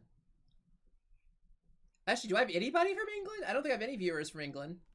All right, now that's a turn. 1 point, one man, a wild That's a paw. turn. Oh yeah, oh yeah. That is definitely a turn. Okay, so what we're hoping for now is Mutanus, so that way I can clownfish and do some very clowning stuff. You gotta clown around a little bit. Yeah, I like to clown around. I like to have fun. Dude, I'm sorry. Wild Paw for 1 mana. That's even more disgusting than Wild Paw for 4. Oh, the fact that we made him play Schooling for 3, I know and he wanted it. I mean, he had to play something, right? He didn't think twice about it. Well, I mean, if he's got a Bloodlust, we got to keep that in mind. He might have been really trying to scam that out because he, afraid of the Bloodlust coming in or like. Yes, this is actually not the deck I thought it was at all. I guess I'm just gonna go for board, and I'm gonna go ahead and stack the Murlocs, because if I get lucky and if I top deck Mutanus, then he becomes 3 mana, which means Bolner 3 mana Mutanus into Brilliant Macaw mills a whole bunch of cards. Okay, so when you double the Clownfish, is it the next 2 or 4 cheaper, or is it the next 4 or 2 cheaper? Your next 2 Murlocs. So it never adds on top of that. It's strictly your next 2 Murlocs will cost 4 less at that point. Okay, that's so the discount will definitely keep going. But also something else to keep in mind is when you play like Clownfish into Clownfish into a 3rd Murloc, suddenly you're gonna oh god, I might be miscounting how the stacks work. But if you go for like a Bolner play and you keep playing a bunch of Murlocs, like you'll see like your Murloc go from like 1 to 3 to 1 to 5. Like there's the way that the game reads the stacking is kind of interesting. No, also, that makes this sense. was such a dead draw. Oh my god. The one time we don't want a Wild Paw. Yeah, honestly though. I'm kind of worried about these things getting out of control, but if he fills the board with 1/1s, it's not really a problem. I think I'm just gonna go ahead and clear the Wild Paws. No, that makes sense. That makes sense. I also don't need the weapon anymore, so we got the value out of it. Yeah, I really need to hit like a School Teacher or We know that the Snowfall Guardians are the bottom cards though, so that actually really sucks in this particular matchup if he's playing this weird Murloc Piranha Swarmer deck. Raindet's actually pretty tall. He's 1.9 meters, which is about 6'2". Oh, dude, that's taller than me. What the hell? I'm not I even know. 6 foot. I'm a 5'11" and 3/4. And in the army, they were always like, "So you're 6 feet?" I'm like, "No, don't give it to me. I'm freaking 5'11". Don't give it to me. I don't deserve it yet. I don't deserve it. This is where I just want to play my hand, but like, oh, this feels so bad to not have school teacher, to have like any other. Because like the last battle cry that I played was a clownfish. I'm not getting anything. I need to hit like Gorok Ravager or something. But Raindet 1.87 is still over 6 feet. That's 6 foot 1 inch. Feels so bad. I feel like I'm actually tossing the game doing this play because my last 2 draws were absolutely abysmal. We're not done yet. We're not done yet. Don't give up yet. But this, God, I haven't seen one of these decks, and I've been wanting to play it. He's got Mutanus. Oh wait, I thought the Coral. Why did I think the Coral Elemental? I'm thinking a different card actually. Yeah, this is the Piranha deck, right? Yeah, he's playing a Piranha. Yeah. Oh, there we go. Finally. Okay, that's nice. Was there any reason to possibly Bolner there? I mean, I guess not. I mean, no, because that would draw. That would just cycle the hell out of your deck. You'd be choked on cards.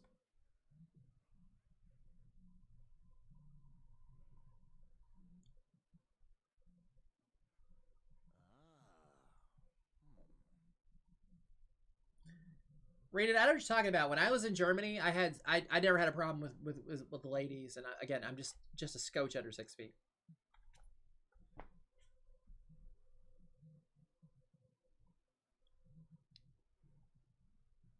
Uh-oh. Clark lost connection. He lost his internet, guys. His internet has been crashing on him. Oh, shit. I just realized he froze up. Uh-oh. Well, this game's dead. Come on. Yep. There we go. Whoa. It almost worked. Hello? Am I back? I don't have your camera yet, but yeah, so not only did my opponent play the Mutanus before I did, I also okay, so like you were asking me if there was ever a reason to Bolner beforehand, and it literally happened to and I got my turn skipped. Great. Yeah, you lost your turn. Yeah. There were 4 Murlocs left in my deck. And my goal was to hit Mutanus, play it for like 3 mana with the Bolner plus everything else, and that would have like probably won the game. But unfortunately, I only hit the Murlocs that weren't Mutanus, so it made my play look bad. And he just Bruconned, so this is looking really sad. Yeah, I also like, dude, the fact that I have both of my Snowfall Guardians at the bottom of my deck, and I know that information, and this dude is playing super control heavy. It's actually kind of funny. Let's see, schooling. Okay, so we're just gonna go ahead and draw the Mutanus.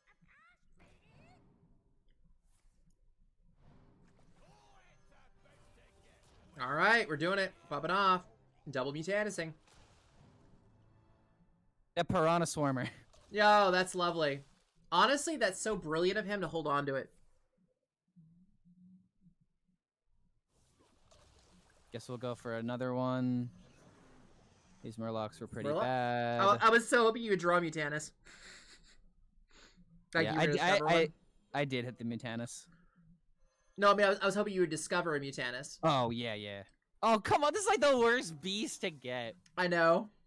I literally don't play fire spells, so it's an unplayable card. All right, he's playing random Burkhan again. Hits me for the 6. Oh, come on.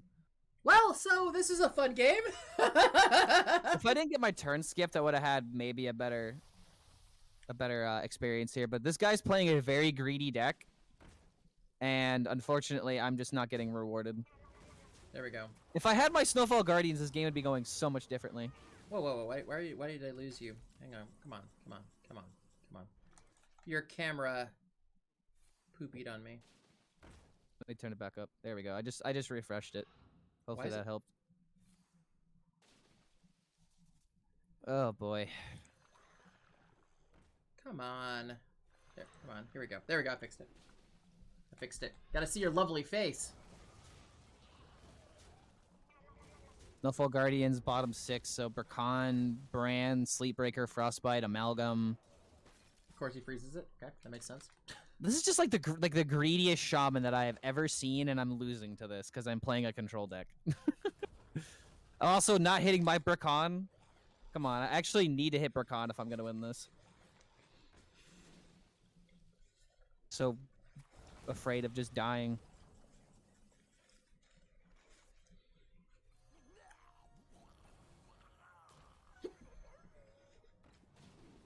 This is just where I'm going to try and push a bit of damage. I'm not going to play the rush minions because I know that he might still have Snowfall Guardians.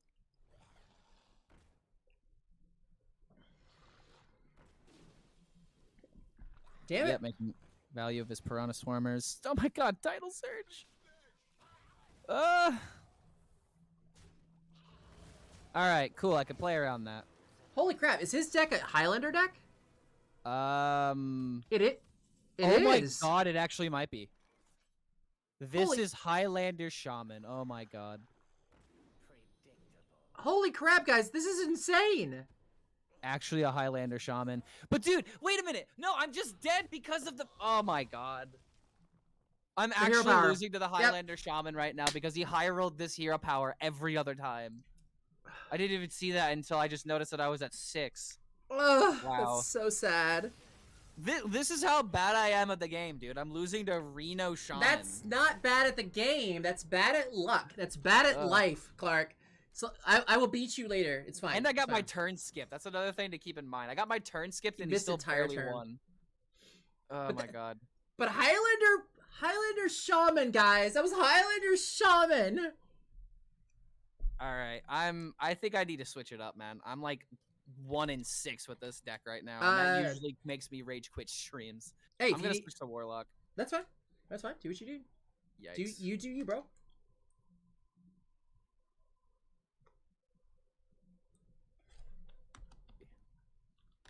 The only reason why I won is because I played Wildpaw Cavern against a rogue and they just conceded on turn 4. This is like another issue that I have is that my wins in this meta do not seem worth it. Clark's been having internet issues, so I don't know if he's been seeing you. He cannot read anything you say to me. I actually have to transfer that. I have been reading chat when I'm not looking at the game, but these games have actually been going kind of fast. Like, my opponents aren't roping me. That is true. Trickster came out with a Highlander Warlock, and it wasn't bad. Highlander Warlock?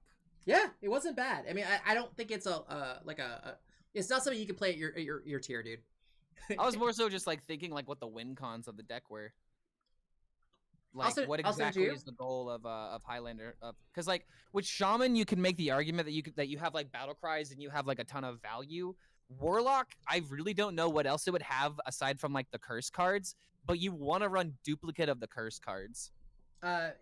Yeah, I'll send you the code later, but just to take a look at it, I would only play it against me. Don't wreck your ladder with it. Oh yeah, definitely not. I tried making Reno Paladin work, and it just didn't happen.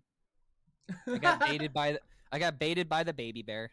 I am in Shane said he says I feel like I'm reading a Greek textbook when I watch Standard. Dude, by the way, if you guys have not checked out, by the way, if you guys like Battleground content, and I know some of you really do, we play some of that at the beginning of our stream usually. You guys need to definitely check out I Am Shane. I Am Shane is one of the best Battleground players in Hearthstone. He's also a good member of HypeHorizen. We'll be doing a duo stream pretty soon, actually, where he teaches me how to not suck at Battlegrounds. No, actually, I mean, I'm okay. I'm good for a 5,000 rank person. It's just I am in Shane sitting there at like a 12K. So it's like a big island of difference. So just go ahead and do this. Sure. Queen off the top, not terrible. Brain Dead, I'm 200. You're at 200. So you won a couple games. You should play with us sometime, Brain Dead. I actually invited you the other day.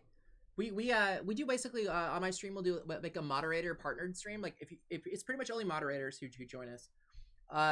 But yeah, we just mess around and Tic Tac is also he sweetens the pot. If you don't have a subscription to my stream, if you win, he gives you a subscription.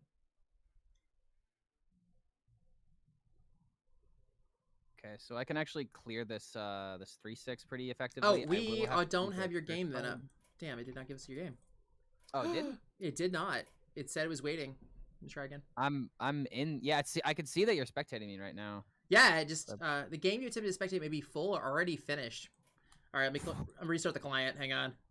Yeah, I find that hilarious because there's never a situation that like what situation like to where there's gonna be too many spectators. Like even in tournaments that doesn't happen when there's like 4 different like bots or casters looking at you. I've never understood that bug. It's just the only thing the game.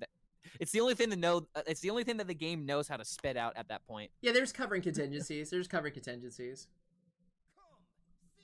All right, easy turn 5. Yeah, no. I know. You should join, but you should show us Battlegrounds because Raindead, I can't play you in Hearthstone. I can't play either you or Clark. You guys will wreck me unless we play around. Actually, we should definitely get together and do like a duo where we just basically play something garbage decks. Like let our viewers make our decks for us. Oh, viewer decks. You could also do like a thing with like deck challenges where like case in point there's actually this event that I'm planning where it's a deck building challenge between 2 teams. It's not letting us watch you, by the way. It's still doing it. So finish your game and then you'll have you restart your client and we'll try to fix it. Let me see if I can't invite you. Oh, there we go. Let's see if it lets us. Let's see if that doesn't work. Do I just click? Hearthstone and Bugs. Name a more iconic duo. All right, we'll just take this clear. Start adding the curses. It's still not letting us. Sons of bitches. Oh man. It's alright. I'll let you know that I'm.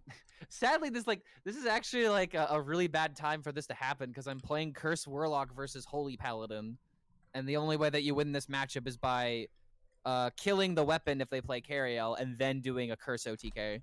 So guys, on that idea, like again, the duo streamer our streamers, our viewers pick. What we should do is we make our decks, right? I play Clark, or I play Raindead or something, and whoever I play against, my viewers pick their decks. Their viewers pick my decks. That way, you guys should try to root for your own streamer by giving me the worst deck possible. Now, I do contingent that they need to have a win con of some sort. Yeah, it needs to be a solid archetype. Otherwise, that's not fun. Like I've done these things before, where viewers will just give you an unplayable deck of like nothing but like 10 mana, and it's like, dude, like how is this? This isn't a spectacle anymore. This is just a slaughter. This is like putting someone in the Coliseum against a lion just to see them get eaten. Or a bunch of creatures that have 0 attack. Yeah. Like it's one thing if it's like a deck challenge, like when Mark does, can a deck win with only 0 attack minions? But it's another thing when you play players against each other, when you pit players against each other, and then there's just, this guy was never gonna win. But no, I absolutely. So that's what we could do. We'd always do that sometime. And just have, like, if you guys submit decks for Clark or you submit decks for Raindead, I'll go over them, make sure that they're actually got to have a win con. But I won't modify them. I won't touch them. I just make sure they have a win con, and vice versa. They can take a look at the decks that their viewers have. And he give me, and he'll just verify that there is a win con, even if it's garbage. Just needs to be playable. Just has to have some way of winning. I have played several garbage win cons in my day when I was playing like almost exclusively wild content, and yeah, there's definitely a lot of opportunities for some pretty neat and wacky things. Actually, Rainda, that's absolutely fine. I've got every single card in standard, and if we do wild, I can make them. I have almost every card in wild too. I am a whale. When you guys see the references to people going, says, oh, that's just a Blizzard push for a whale. That's me. They're looking for the panda. Like, hey, panda, $60 and we'll give you 3,000 cards. Yes, please. You already have 2,000 of them. Okay. I need them all, though. It's like Pokemon. You got to catch them all. You got to collect them all. I have so many gold cards. It's ridiculous. See, my goal is not to have a golden collection. But during, like, a meta, I want to have, like, a completely golden, like one of the best decks out there. Any deck that I've never actually done that. I've had, like, decks that are completely golden, but they were, like, just full of golden cards that were in my collection versus me wanting to play the deck. To be fair, we actually do that in our things. Like, so if I start enjoying a deck, it starts slowly becoming gold. Like, so if you guys, we look at our Fel DH, everything in my Fel DH deck is gold. 100%. Nice. What else do I have? I played a shit ton of Quest Warrior. So, and pirates like gold. They like booty. So my entire deck was gold. See, I crafted Golden Nelly just for Nelly to get completely changed. Yeah, I would probably have dusted. I would have dusted a golden Nelly. Oh wait, I think I have a golden Nelly. Yeah, I definitely don't have Nelly in my collection anymore. I might. I got rid of her. Is it still full dust? I think it's still available for full refund. 3,200, right, for making a legendary. Yep. Okay, yeah, There you go. I'm gonna dust her and make a regular one. Damn it.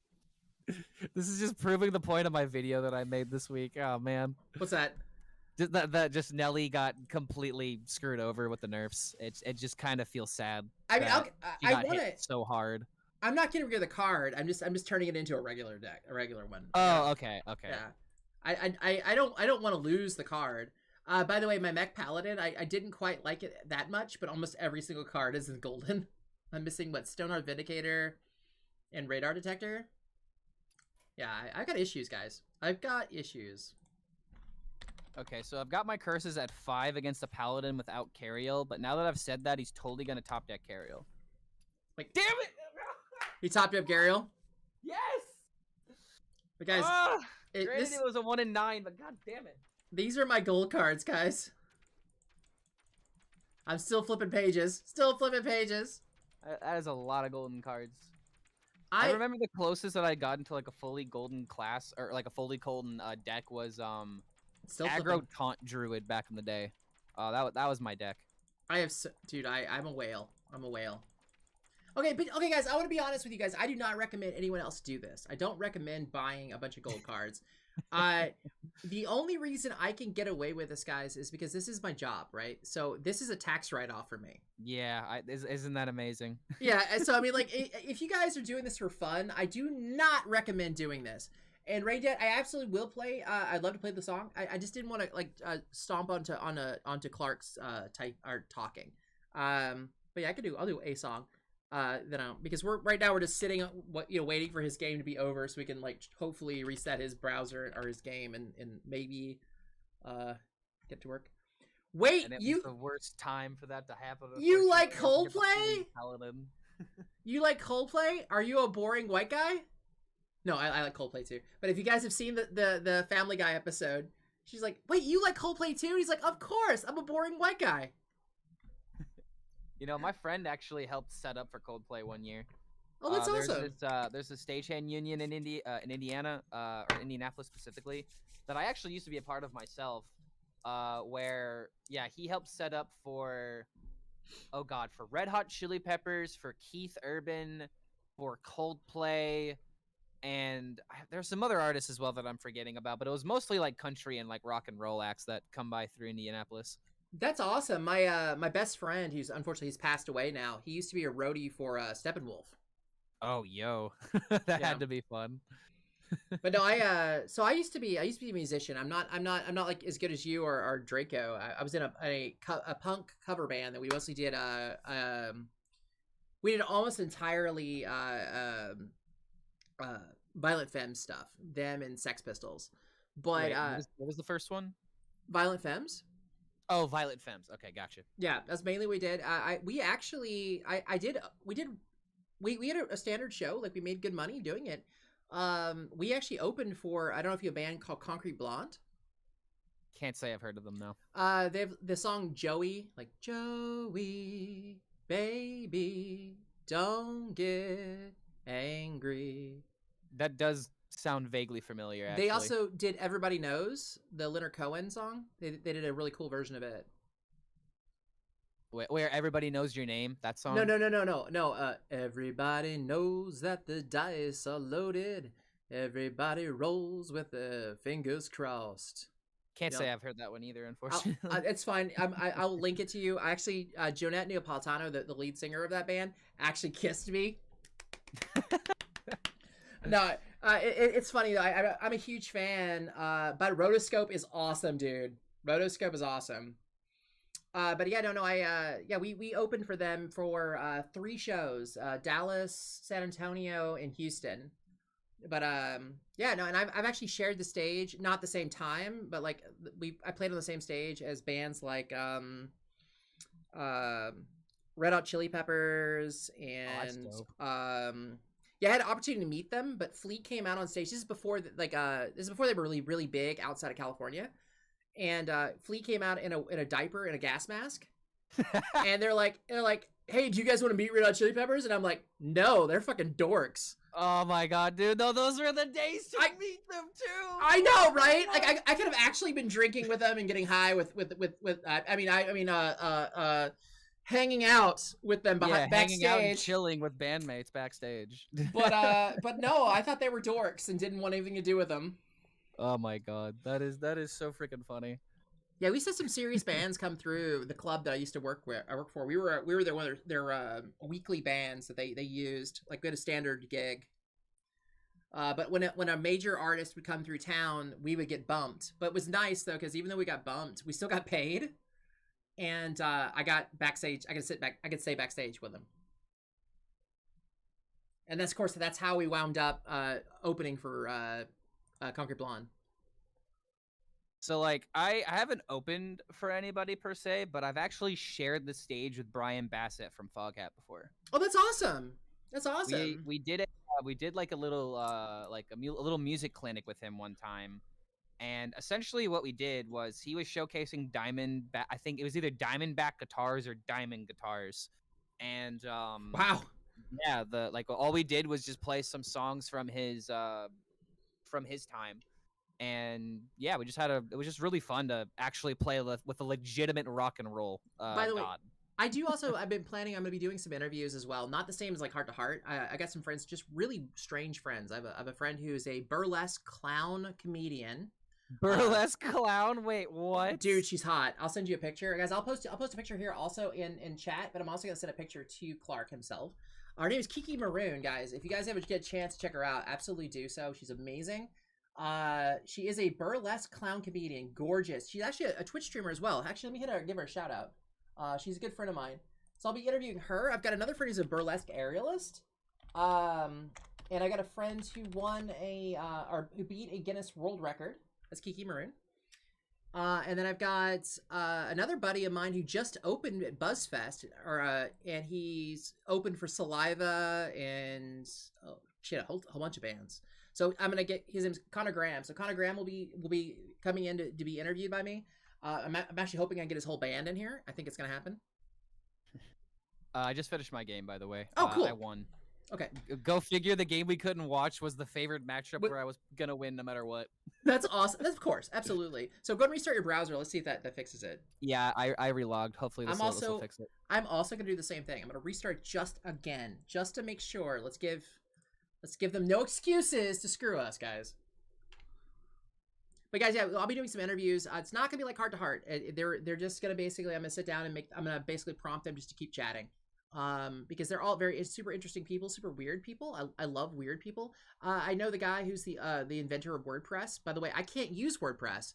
I'm an idiot and don't know how to make it work. But I know the owner. It just takes finesse. There's like a lot of like little things. Like case in point, we were trying to insert like this image in between two sentences, but we quickly figured out that when you copy and paste things from Word, like the entire copy section was considered one whole section. So we couldn't get in the middle of that. We had to section it off before we could eventually like little things like that with like video editing programs are super freaking frustrating. But there's a reason that they work that way. Guys, hey, thank you, Raidet. Thank you, absolutely, Raidet. We need to do another duo stream. I want to do another one with you. I think now that we've got the double camera thing going, I absolutely think this needs to happen. Okay, so Clark's in a match now. I'm gonna go ahead and send him a picture of Kiki, and I'm also gonna send you guys a picture of Kiki. Oh, actually, ooh, she just did a photo shoot where she went to the Clown Hotel out in Nevada. The Clown Hotel. What? I'm scared to even ask. But what the hell is the Clown Hotel of Nevada? It actually debuted in one of the Call of Duty games as well. Okay, some of these photos I can't post. Hang on, because she's done some. I wonder why. I wonder why that's the case. Well, she's also poses for Playboy.com, guys. She's absolutely gorgeous. She's freaking hilarious. She's just an absolute character. She's a stand-up comedian, burlesque performer, clown. Professional clown and stand-up comedian. You have my attention. Absolutely, dude. She's I love her to death. She's super sweet. She's a good friend of my wife's. Let me put this into the chat with Clarky Clark. so he can revel in it, and then we'll get his reaction here in a second. Oh man. All right, let me. Am I seeing the thing that can't be shown on Twitch? No. I'll send you that. I can send you that as well because nobody else can see it. Let me make sure nobody else can see it. Yeah.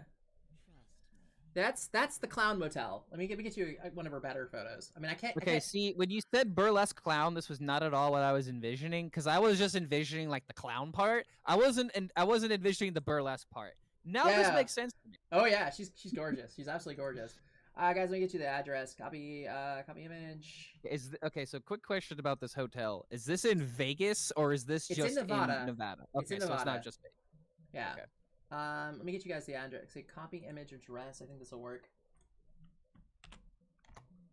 Boom. That should work. I hope that works for you guys. I'm gonna send Clark. I'm gonna send Clark another photo that I'm not gonna send to you guys. I love you guys. Check her out on Facebook. She absolutely will accept anyone as a friend request because that's her professional account. She's getting his Kiki Maroon. I'm gonna send Clark another photo. Yeah, what kind of stand-up comedy does she do? Because like I'm actually like really big into stand-up comedy. I try to watch all the specials that I can. She's more like impromptu stuff on stage. It was really funny. Like the other day, she was performing in Vegas, and her the sound cut out, and they have no idea why the sound cut out. And they thought it was on purpose because she's like, I don't know how to take my clothes off without music, and everybody started going. She's like, oh, okay. And she started. It was totally a sound man error, but it was great. There you go, sir. Just that'll distract you a little bit. Let's see if that helps out, Mr. Rev Sheehan right there. Yeah, man. Like I actually saw Tom Segura last like 2 weeks ago. Actually, I saw it. You posted that. It was by far one of the best. I haven't like gone to that many stand-up comedy nights or like actually been to like open mics and stuff like that. Mm-hmm. But I was very impressed with what he had talked about. Oh, I have another friend that I'm thought about getting to have come on the stream. She's in my chat kind of often. Well, not often. She comes sometimes. Her name is Star Kitty in our chat. But anyway, she is a former Blizzard employee. So she can give us the ins and outs on the backside of things, and she's also funny and cute and all that. So, like, what part of Blizzard? Like, was she working on a game specifically? She was a GM. Yeah, she did a lot of game testing, and she actually helped. She was one of the alpha testers for Hearthstone. Hey. But she's worked for Blizzard for years and years and years. She doesn't work there anymore. By the way, the World of Warcraft division of Blizzard is as bad as they said. Yeah, I imagine as such. This is not looking good. This game is not looking as good. Sadly, that's just like the aggro hunter archetype, and it really sucks that I try to keep like cards that can heal me, but this is just what this deck does. I'm actually kind of scared that Face Hunter is going to make a resurgence, but it's really good at the lower ranks, but in Legend it's like non-existent. This is like the second time I think I've seen it since the patch has gone live. It's decent, but it's not. I wouldn't call it truly viable. I will say that Twin Bow Terracoil, the card that copies your spell into aim shot, is illegal, and anyone who plays that combination of cards should be banned. I've done it. It is very disgusting. By the way, very disgusting. You can also probably blame Ecor a little bit for this. He actually played this recently on ladder, and he was just crushing people by turn 6. Yeah, it makes sense. There's a lot of people that are playing like really like either extremely aggressive or extremely controlling decks. Trickster. Oh, for you, one win. One out of what? Oh, he's probably playing. The Murloc Control Shaman. Yeah, let's go, dude. Okay, I gotta take this that picture deck is very dependent on its curves, or no, it's very dependent on its matchups. Like the meta game that I'm seeing right now is just not favorable for Shaman, unfortunately.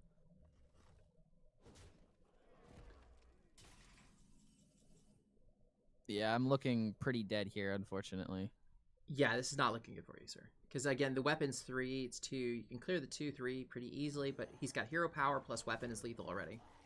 There was an argument to say Bran into school teacher. Well, yeah. I mean, he's got you in 2 just off hero power alone. And that's not counting the fact that he is running aim shots, I'm sure. Yeah, yep. always. Well, speak of the devil shall appear. See, that was my line of thinking, is that even if I would have found healing, it probably wouldn't have. It was just better to go for the school teacher. I just kind of made a play before thinking of it. No, that, I tend to do that didn't too much in Hearthstone. No, Clark, I honestly saw zero other options, so I don't think you missed anything. No, I definitely missed something. Really? Because like the school teacher with Bran, like I could have found Drain Soul off of the Noggling, and that would have given me 6 life because I had Bran on the field. You could have, but Yes. I honestly at the time I don't think it was a bad option. Like I don't really think at the turn you played it, you couldn't have done Bran school teacher. So no, it was turn 8. I definitely had the option. Oh shit, you did. Yeah. Never mind. Clark's See, an in idiot. Hearthstone, Guys, Clark's an idiot. Don't listen to anything he says. Haha. There we go. Self-deprecation is exactly what Hearthstone community needs. But in any case, like there was this quote that Board Control used to say back when he was streaming and before he was doing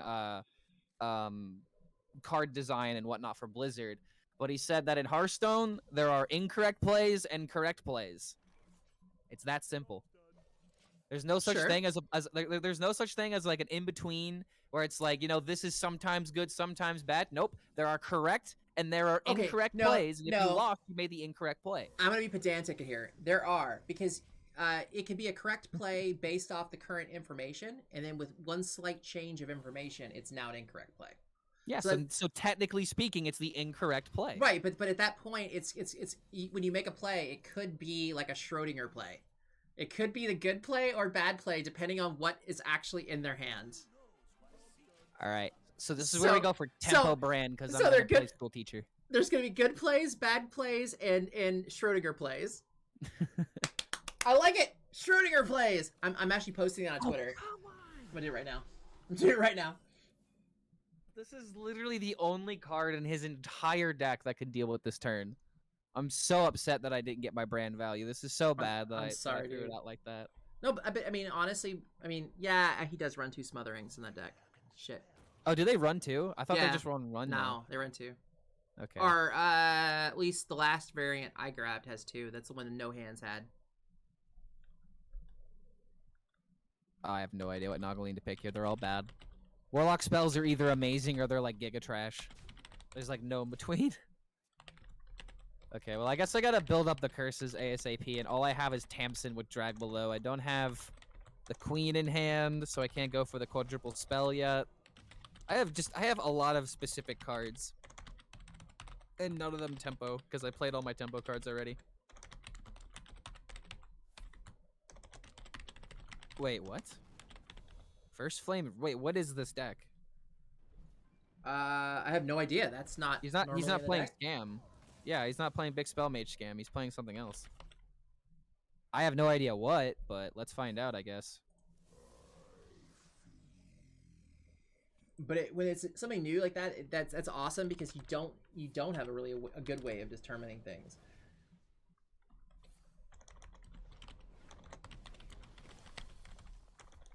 I can't do this yet. I was thinking about just tossing the Noggling so I can tempo Tamsin on 6, but I don't have the hand space to justify it.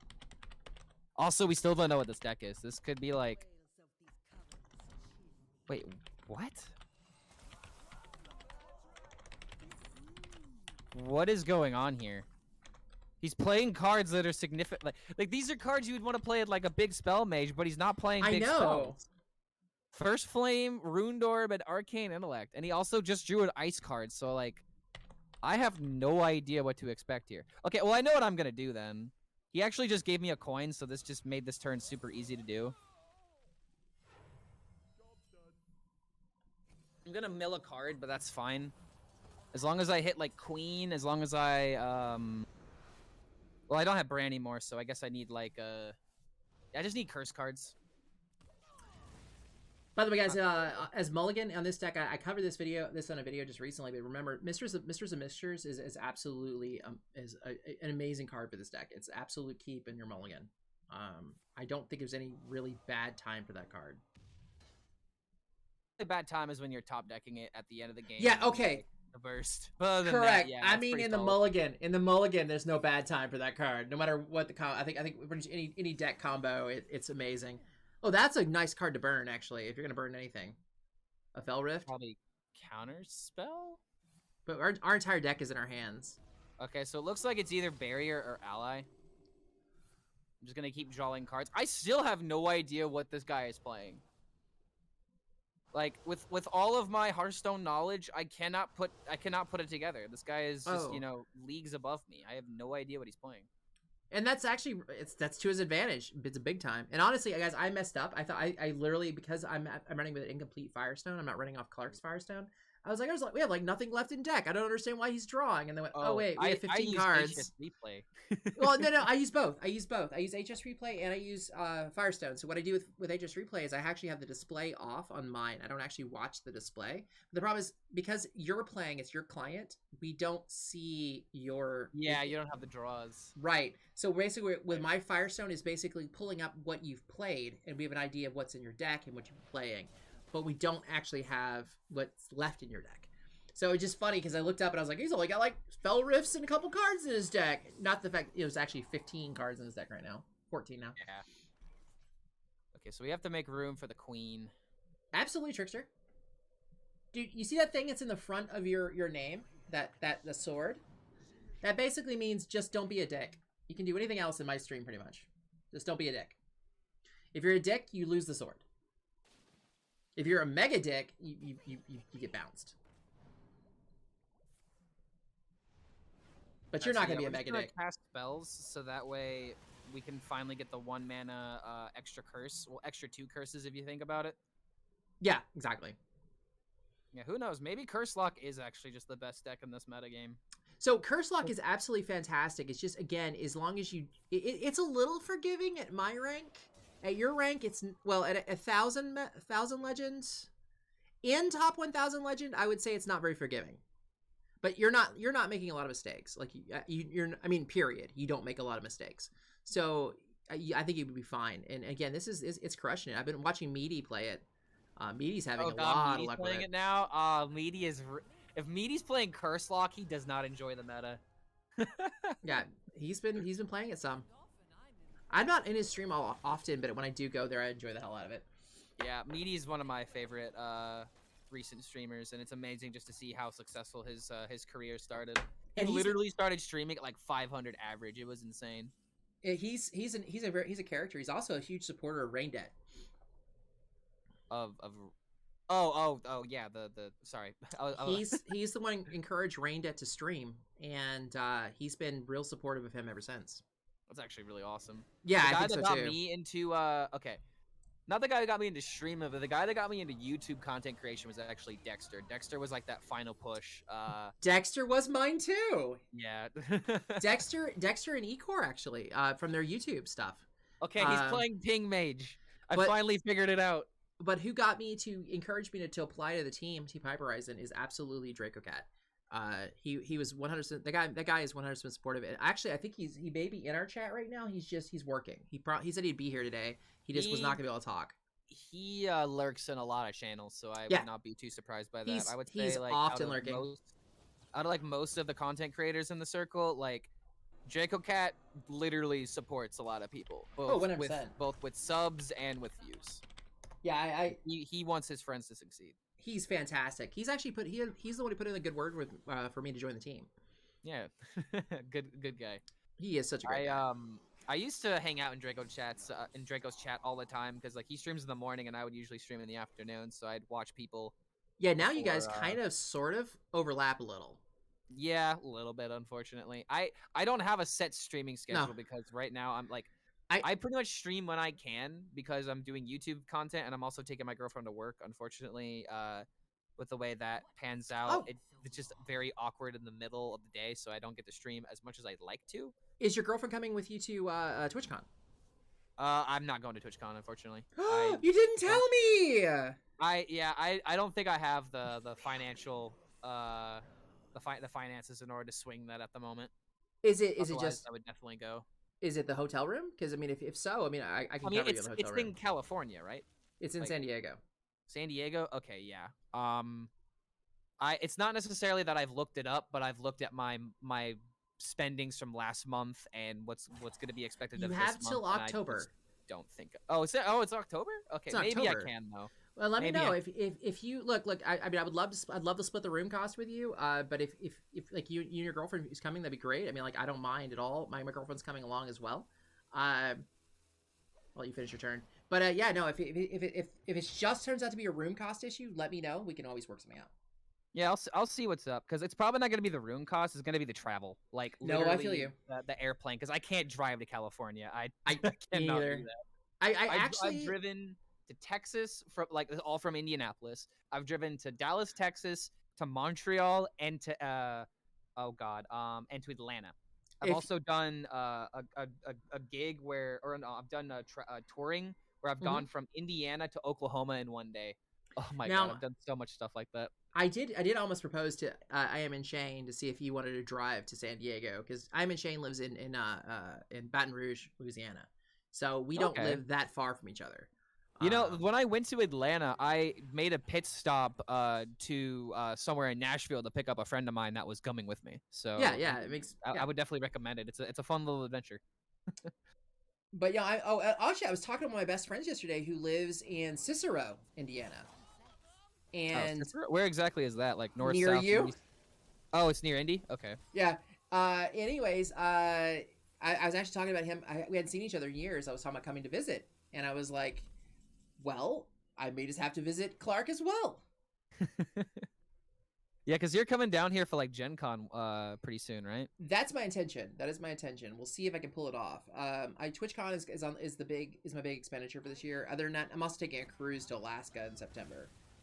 Ooh, that's, you know, I've actually been wanting to like go somewhere where like the stars are undisturbed by like pollution and stuff like that. And Alaska has been like, I mean, obviously they got like the Aurora Borealises and stuff there, but I've been really craving, like especially living in Indiana where this is not really possible, but landscapes, like really breathtaking landscapes have been something I have been craving.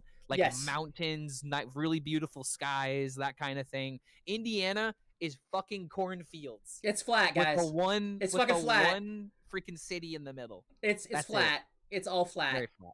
It's very flat. But I do recommend everybody go to Gen Con if you get a chance, man. Gen Con is worth crazy. It. It's so crazy.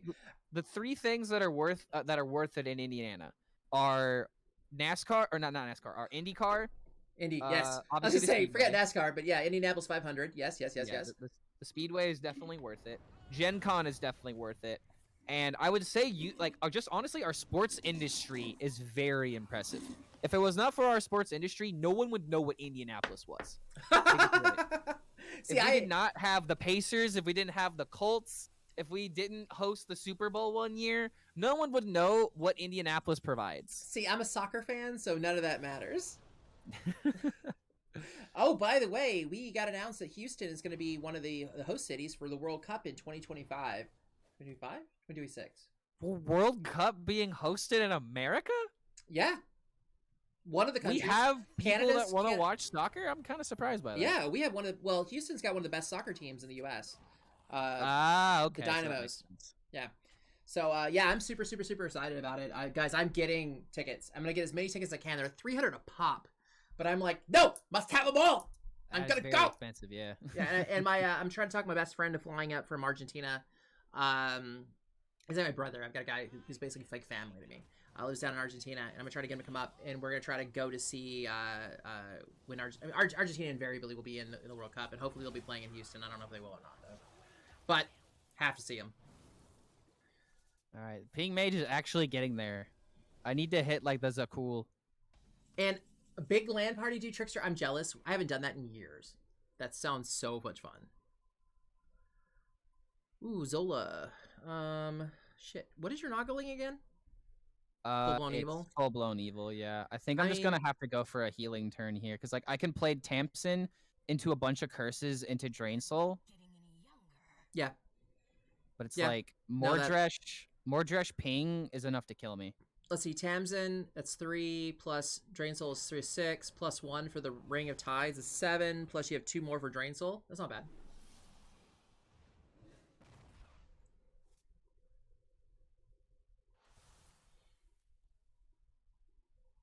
Oh yeah, and you can drag below. Oh, we don't have room for a lot of this though. No, we have room. We just don't have to play the drag from belows yet. Play the zeros? Yeah. What's hell the zeros? Well, yeah, because he does have, obviously he is playing around it. Yeah, that's why you might like my version of this deck. I may should give it to you. My version of this deck, again, I run one ML8. It's been working pretty well. No, he's double Mordreshing me! Are you serious? Oh, that's fire, dude! That's fire! That was fire! Oh my god! I called this deck trash when I saw it at the beginning of the game. I called this deck trash. That was fucking fire! Oh man, double Mordresh. He was exactly 20, exact lethal. Holy I think it's god! Worth mentioning. I think it's very worth mentioning that my Zakul, one of my only healing cards, my Mistress, my Spicy Bread Baker, and both of my Abyssal Waves were all in the bottom of my deck. Hey, let me toss you my version, and I want you kind of your opinion on it. This is my version. It is definitely been pandatized. it's pandatized, Clark. It's a little pandatized. Yeah, I'm looking on the stream, so it's kind of blocked off a little bit though. I sent it to you. Send it to me in Discord. I won't be able to copy it. I thought you could now. I thought it had the Oh, new... wait. Oh, okay. I didn't notice this new feature. Yeah, they just fixed it. That's brand new. All right, cool. I know, it's great, isn't it? Because you used to not be able to send, like, you'd be like, I love that deck, and they send it to you, you're like, you need to send it to me in BattleNet, because you can't see it in the... But yeah, no, it's fixed. Again, I'm doing a little bit different. I ran one ML8. I like the one ML8, just in case people start doing what that guy just did. Late game... This deck is literally just one card difference. It's ML8 for one Spicy Bread Baker. So my deck runs 2 of them. Okay, yeah, I honestly think I'm doing really well with this deck. I don't know, I find that when you start getting to real opponents who know to hold cards, that's when the ML8 is good. And of course, you do not want to keep it as a mulligan. You want to toss that bitch as soon as you early game. You don't want ML8. But there are some matchups where you could argue that keeping ML8 is important. Against, for example, against Priest. Our Demon Hunter might be good. Because for example, spam if it before you they play get this on down. turn 4, or against Shaman, for example, it fucks Shaman. Because I've literally lost my Brakan that way. They played it on turn 4. I had Brakan. It wasn't gonna be playable before I got burned. But I definitely. I definitely would not run more than one ML8. One ML8 is fine. No. So Guten Tag, I disagree with you. You say ML8 is a great 4-mana do nothing. Oh, do nothing for them? Because the card is actually very viable. Because the harder your opponents are, the more likely they're just gonna sit. They're gonna sit on 10 cards, or they're gonna sit on 9. So you cannot get that 10th. You can't get any more than one curse at a time. So ML8 is good for that late game when you get ready to do your combo. Don't do it the turn you're ready to do your combo. You want to do it like a turn or 2 prior to getting your combo ready. You play the ML8. And they'll start fucking dumping their hand because they don't want to lose that value. And especially if they know you're playing Curse Lock at that point later in the game, they'll start choking their hand and you're like, yeah, okay. Yeah, and goodbye. Curse Lock is a dance. Honestly, the thing I like the most about Curse Lock is that decisions matter on both sides. Your opponent playing the curses when they need to, you filling their hand at the most opportune time. The thing I like about Curse Lock is that it's kind of like what a combo deck should be in terms of how the player gets to interact with the combo itself. You can dictate how much damage you take until the Tamsin high roll starts happening and you're doing what the deck is designed to do. Yep. You can't interact with a combo every single time to the point where you're not dying to it. That wouldn't generate a good deck. Right, but yeah, I would not call it. No, I was gonna say I would not call it a do nothing card. I think one ML8 is not a do nothing card. Yeah. I mean, it's 4 mana do nothing for that turn, but other than that, you're setting up hopefully what'll be the winning play. Right, because but that's why I also recommend not running more than 1, because if you run 2, you're 100% that's a do nothing card. The second one, because you're almost never gonna have an instance where the second ML8 is worth it. And the only time you would ever want to run 2 ML8s is if the card was meta and you need it faster versus just getting that 1 minute value. Because with the Warlock, you're going to be drawing your cards very fast, right? So that's the main reason why. That's another reason you wouldn't run 2 copies, not just because you can't play 2. but it comes down to there have been plenty of times in Hearthstone where we just play cards we want to hit once, but we run 2 copies because the consistency is what's more important. But you only need one ML8 for it to do what it's supposed to do its function. And the fact is, you draw so many cards, you don't want to sit on one. So honestly, it's and generally you're controlling the board, and your mana is being devoted to deck or to be board control. So you're not going to have a chance to use that ML8 till late game anyway. And in those turns, it's basically just, again, it's just a setup. It's a setup card. So I don't think it's a do nothing. I think it's absolutely a very valuable card in this deck to deal with. Like, okay, if you're dealing with aggro DH, fucking just play it whenever you want. He's never going to have a full hand. He's not going to have a full hand. He's not even going to bother trying to get Clark with a full hand here. Because he has to try to gun us down before we can actually deal with him. So ML8 versus this matchup would just be when you have 4 extra mana, you toss it down just to fuck with him. But honestly, yeah, I don't think it's that useful at that point. It's very useful in a situation where you're like, okay, I've got, okay. I don't know what I would have done there, but I probably tapped. Because he now can attack into that and do 2 damage to your face. I don't think it healed for enough to make it worth it. Yeah, I was more so just trying to make room in my hand. Yeah, it's fair. I have these turn 6s, and like again, if I hit Tamsin, that's just the best turn 6. Oh yeah, 100%. And we want to make that the best play possible.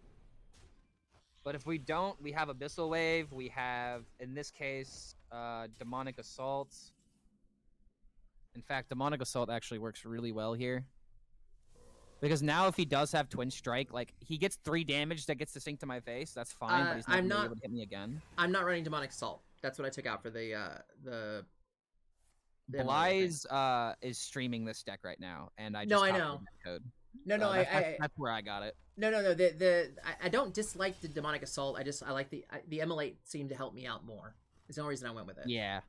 This is actually my very first game with this deck. I just saw it and was like, "Ooh, this looks interesting." Yeah, this is why you said it looked very similar. This is the same deck. I just instead of I took out the Demonic Assault and put in I believe mine's Blights as well. It's just I modified. It's a tiny modification. Just adding in the ML8. Just I ran into some opponents that were just like, I'm just gonna sit on my cards, and I'm like, they put like I was playing. What really tipped me off was I was playing as a Ramp Druid, and he played like an 8/8 creature. And I'm like, okay, well, yeah, I can remove that. Oh, come on, go face. But go face. He was only playing one big boy every turn. He's gonna go face. Oh yes, let's go. Oh, he changed. Yeah. Okay. Never mind. It's still fine. I can Zakul into Zola. And this is where we just win the game from here. Because now all of these curses are gonna heal me. What do you mean by Trickster when you say it's not good for Legends? I think he's saying like there was someone that said earlier that ML8 is very polarized. Or like Good Talk did, yeah.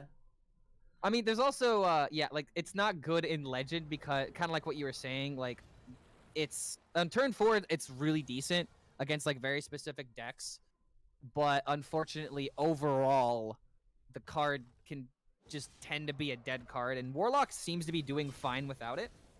No, and I'm not yeah, I don't 100% disagree. Oh my god. Oh, his version. Yeah. GG, it's over. Leave my game. Leave my game a Hearthstone. I'm sorry. That's beautiful. At least gain 5 armor, 3 extra health, and lose your board. That's good. Hey. All right, maybe this is the deck that's gonna make me want to play Hearthstone. Maybe this is the deck.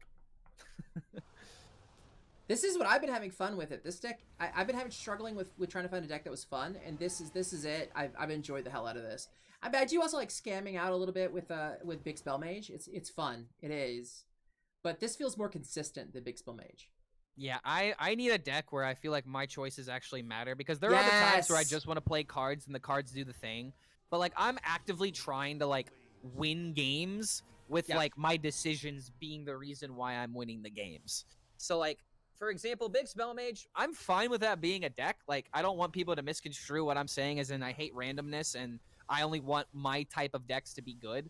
But if I want to play a deck where I want to think, and I don't want something to the extent of Boar Priest. I want something that's nicely in the middle of not necessarily doing nothing, but I'm also making conscious decisions. Okay, so like case in point, my decision of keeping Zakul, or like getting the extra copy of Zakul is going to be one of the reasons that I'm going to win this game. because I gave that extra thought to it. Yep.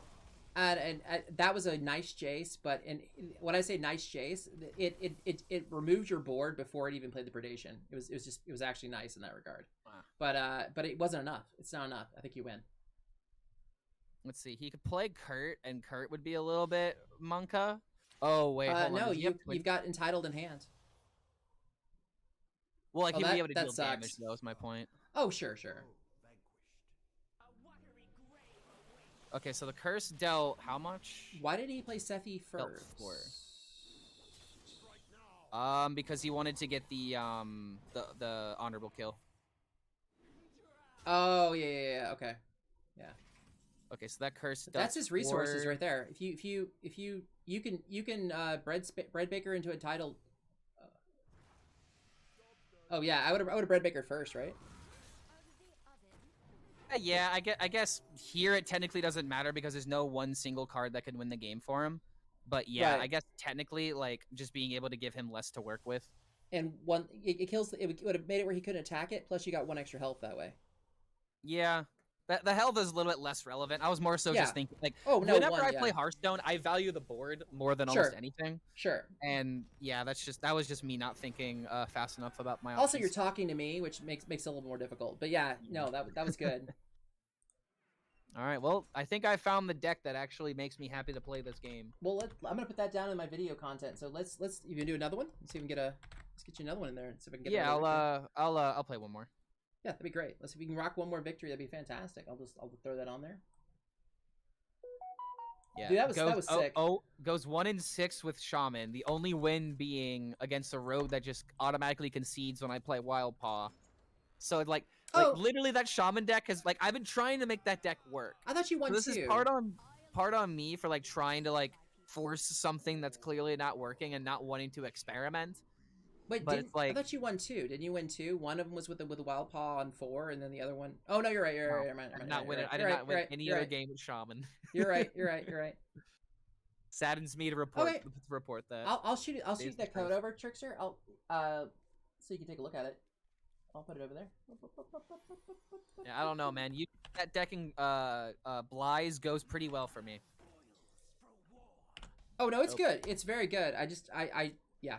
And also, again, we're different meta sets. At D4, I mean, we are getting to the point of tryharders. So they actually, and sometimes at my rank, they try too hard to hold 10 cards or 9 cards. See, yeah, that is another thing. You, at the ranks that you're at, like, the meta literally trickles down. What you're seeing right now is literally what I was seeing on, like, the day ones. Because, like, the people that needed to be told to play Holy Paladin are hearing it from everyone that's been playing it for the past week. Yep. So, like, when you just heard about the best deck on Vicious Syndicate, that's literally the metagame that people in Top 1000 Legend have been experiencing since for a while. Yeah. But we've just been the ones that have that have figured out if it's worth playing and what the good decks could be if you're interested in the archetype. And that's because I watch a lot of people like Clark. I watch Rain Dad. I watch No Hands Gamer. I watch Cantaloupe. I grab those guys and I find the decks that they're playing, and that's what I try to bring to you guys as the content. So while I do not play them as competently as they do, I'm hoping to try to show you basically ahead of the curve, before Vicious Syndicate gets out there and tells you about it. You should be able to find some really like stupendous decks, and hopefully I do them justice enough that you can learn from them. But, yeah, that's always been my goal too, is to kind of like give people options of what to play that are gonna win games. Yeah. And that last part is super crucial. Right. They need to be able to win games. Otherwise, streamer, why are you suggesting that I play this awful deck? Absolutely. Why, is there some other motive that you have, like views that you're trying to get? Yeah. Like I always try to be like, I will be transparent about a deck that I'm like, I'm playing this because it's fun, not because it's good. But if you 100%. want something that's fun and good, play X. Yep. It's like right now, Holy Paladin in my rank at D4, Holy Paladin is probably going to be one of the ones that's going to really crush it. But I just don't want to play Holy Paladin anymore. I'm just really sick of it. I'm actually going to play it on ladder a little bit later on, not today, probably on Monday, just because I want to basically demonstrate how this is what's going on in the meta.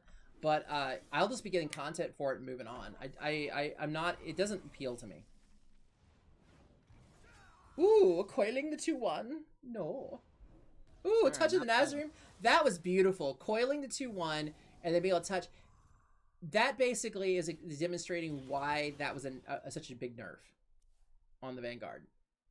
Yeah, like the biggest thing about Vanguard is that like kind of like what you were talking about with damage thresholds. There's a lot of classes that on turn 2 really don't have consistent access to 2 damage. Correct. Mage technically had Rune Orb, but not every single mage was running Rune Orb. So like those options may be there, but it's significantly easier for a card not to completely steamroll and dominate the meta with 1 HP change. Because the big damage thresholds are 1 and then 3. Those are the 2. It jumps from 1 to 3. There are some 2s, but it's mostly 1s then 3s. Even if you look at creature damage, if you look at the board right now, we've got 1, 1, 3. It's just common. Whereas Zola, you're not looking at for as a removal creature. It's 2. Titled Customer, 3. Bread Baker, 3. It's just very common. 1 or 3 is in standard right now are your 2 big damage thresholds. Oh my god, perfect example. Xylag is 3. His creatures are 1s. He also hit this from freaking Sigil. What a high roller. Yep. So I mean, you got Entitled here to deal with it. It only deals 5 though, right? Oh, because this card's left in hand, and you can't tap. Yep. You can't tap. So we'll just do this. Yeah. Like, I mean, the 3 damage survives. And he's taking damage from these curses now. Right, the 3 damage is not going to be what's going to kill you. He has to play this for 2. Otherwise, if I have another curse card, he literally dies.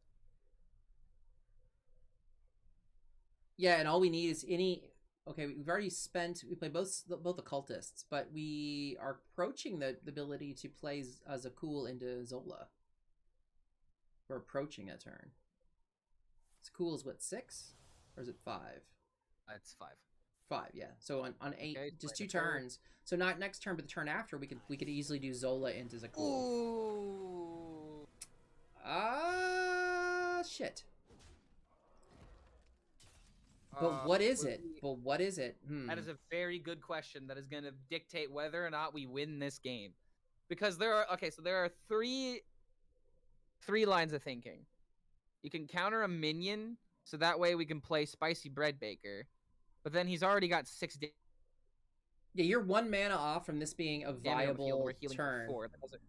Because if you had 7, we could test with Demonic Assault and Spicy Bread Baker. But I think, honestly, I would go with Demonic Assault on the 3-2.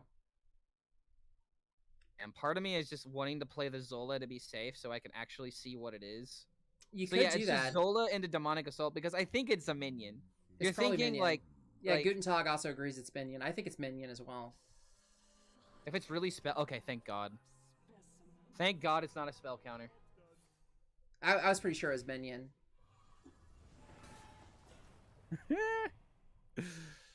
8 damage I still need to deal. Let's see. Kurt would win the game, actually. Kurt wins the game. With exact lethal. Yeah. I think he could also... Yeah, you could also have Dreadglaive into Twin Strike. Multi-strike? Multi-strike. But he's already played a Dreadglaive. He's only got 3 cards, too, so I feel like his options are very limited. Yeah, Dreadglaive Multi-strike would do it, because I put it 3. Yeah. No, that would work as well. Shit. Yeah, we have no information on what he has But he hasn't ripped either one of those options, and I don't... If he had them, I think he wouldn't even have to think about it. He's got 3 cards. Probably has Jace in hand, on all honesty. He didn't knowing how Hunters usually play. Oh, that's right. That was the last game that Jace was ripped. Is right. Yeah, and he's only played 1 Fury for 3 attack and Chaos Strike, so Jace is literally just 8 mana, do nothing. 8 mana, swing into a 1/3. You might just have to spicy twice next turn. Oh, boy. Oh, that's not good. Needs to hurry. Okay.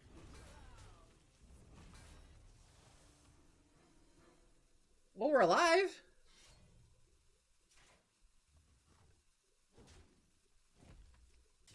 Okay, so entitled customer and okay, never mind. That's the play. Yep. Oh, that's death, isn't it? No, it's 5. It's 5. Okay. Oh, wait a minute. Oh, I miscounted. He is lethal. I actually. Oh fuck! I miscounted. Oh, I thought. Oh, I should have healed. Oh, I should have just played double Baker for. I thought. Yeah. Oh, I threw. Yeah. I just threw the game. Whoops. That was embarrassing. Okay, I thought you saw something. That was an incorrect play, guys. I thought you saw something I didn't. I was thinking double baker was the only option you had, and it wasn't a good play, but it was the only play. Yeah. Hey, I just called Abyssal Curse and got excited. All right, well that was a bad game. I think I have, like I said, I haven't been that motivated to play Hearthstone. So, like, I'm kind of entering these games with, like, I want to win, but I don't want to work towards it. And also, to be fair, you're having a running conversation with me, trying to explain what you're doing, and we're talking about other stuff as well. So I'm definitely distracting the shit out of you. So, guys, I'm telling you, I watch his stream. Now, Magic Clark is actually fantastic in his stream. He is very chat interactive, which you don't see at a lot of the higher ranked players. They're not as capable of having conversations. Now, it is funny, Clark, because he's such an intense player, he still tries to maintain his chat. It's funny because he'll misinterpret what you said because he reads it fast, and it's so funny because like he'll like sometimes I'll say something to him and he'll respond, and I'm like, that is absolutely not what I said. Respond again. I'd be fine with taking a look at your Warlock Trickster, by the way. I put it into you in the Discord chat. Oh, okay. Yeah, so you can take a look at it whenever you feel like it. So many Demon Hunters. Yeah, there's a lot of Demon Hunters, but that's because Demon Hunter is just very consistent. Just blame Draco. I hate Draco. to say it, but especially at like this rank in Legend, you're gonna be finding a lot of bandwagoners. A lot of people that just want to mimic other people's success, which isn't a bad thing. You got to play the decks that win. Blame Draco. When you guys hit it, when you guys hit Draco. Hashtag blame Draco. Hashtag. That's it. I'm making that as a Twitter post. Again, seriously, if you guys encounter. If you lose to a Demon Hunter on ladder, you should post on Twitter, hashtag blame Draco. Yeah, it looks like he's in chat too. Yo, Draco, I'm blaming you for any Demon Hunter losses I receive in the future. It's all your fault. I've told him that. I've actually told him in the past. I'm like, yeah, dude, like every time I encounter it, it's 100% hashtag blame Draco. But that is new. We're going to make that a thing, guys. We're making that a thing on Twitter. Anytime you lose to a Demon Hunter, you should Twitter post this. Well, this will stop him from doing too much to me. Wait, what are we posting? I said anytime you lose it to a Demon Hunter, you should Twitter post this. Hashtag blame Draco. I mean, I can't think of any other Demon Hunter experts, so like, I would love to blame other people. It's him and Quantum. Those are the two guys. Yo, guys, this is nonsense. It's 100% true, Draco. It's all your fault, sir. Imagine playing multi-strike here when I have Demonic Assault in my hand. Ooh, baby. Baby, Draco, I gotta tell you something, man. I gotta tell you something. This is the unfortunate thing about being the Demon Hunter expert. The #1 Demon Hunter expert is it's your fault. It's always your fault. Don't tell me he has the other weapon. When Demon Hunter is good for you, it's Draco's fault. When Demon Hunter is bad for you, it's Draco's fault. So anytime you lose a Demon Hunter, you should Twitter post this. Hashtag blame Draco. Here's my question. Draco, why haven't you made big Demon Hunter good yet? Yeah, I saw Mad Thanos post a big Demon Hunter list, and I was very sad that I didn't see it from you. What happened there? I know, dude. You're like letting us slack, dude. Seriously, you're resting on your laurels, man. You're playing the good Demon Hunter list, and you're like, nope, you can't do any more. Resting on his brand. On his brand, dude. Seriously, my brand. Oh, wait a minute. Sacrifice? That actually seems really good in this matchup. He says, laugh by myself. I was enjoying people queuing that deck into my good Demon Hunter deck. Yeah, that seems about right. I played one game of that and realized this is not. I realized very quickly that big Demon Hunter is just not the way. This is the second Z-Lag on 6. Dude, come on. Hashtag blame Draco. The amount of times that this happens is unreal. It's a good thing that I actually have a way to deal with this. Wait, hold on a minute. How exactly do I want to do this? Because I can remove with okay, now this is what we do. We waste the Tamsin. We use this here. We have another one of these when we need it. We'll go ahead and sacrifice the Tamsin because these things need to die. I'm really happy that I chose this AoE. But yeah, I don't think there's any reason to play the 0 mana card yet. If you didn't do that, you were just dead, I think. So yeah, that's the second time in a row this has happened now. Once with coin and once with the sigil high roll. 15 cards turn 7 as well. This is oh my god. Like, I should just be playing Holy Paladin in order to beat this stuff, but I don't have the patience to only play Holy Paladin for the rest of this expansion.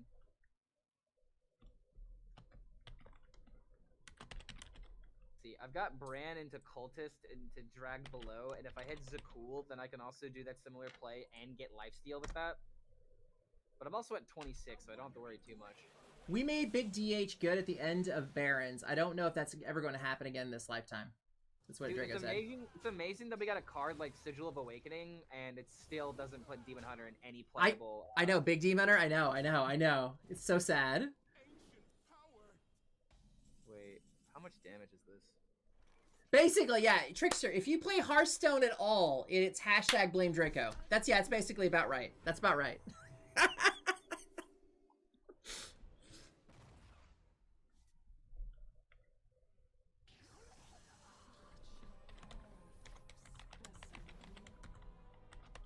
Okay, so I've got 3, 4, 5. I'm not trying to key to him that I have the other cultists.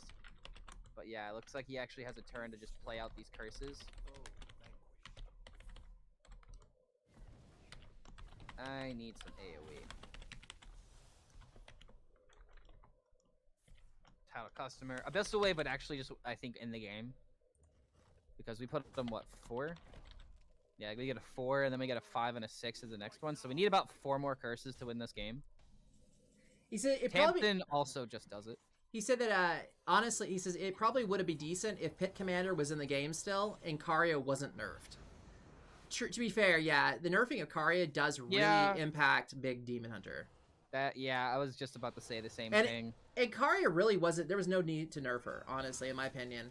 It just goes to show that we're either getting insane amounts of big Demon Hunter support in the next expansion, or we're never getting a good big Demon Hunter archetype, because if they nerfed Karya, like you just said, that was the main reason to play that archetype for so long. Yep. But now Karya just has, Shelag in order to just scan games on turn 5. Yep, because even Inquisitor's not even that great.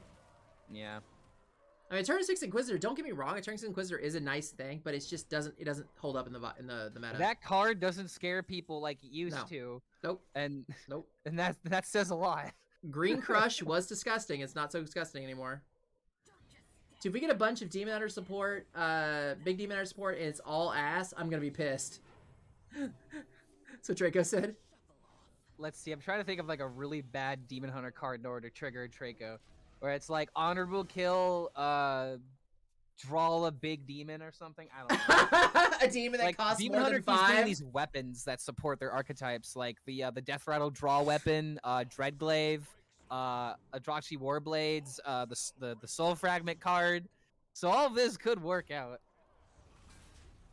Death Rattle draw big demon. I think that'd be a good card. What do you guys think? Abyssal Wave would be great here. Oh, there we go. Yeah, there we go. Yeah, I'm gonna ride that. I'm gonna ride that of Abyssal Wave all night long. That's a good turn. That was a really good turn, because that the Herald turn here is kind of disgusting. But Draco, laugh my ass off. An 8-mana weapon that summons a random demon from your deck. Yeah, 8 mana. Yeah, I can totally see that happening. Actually, I can totally see that happening. 5-2 weapon. But it has to be an honorable kill weapon, because it's just really gotta like irk you. For 8 mana, now 8 mana, 7 and mana. honorable kill them. And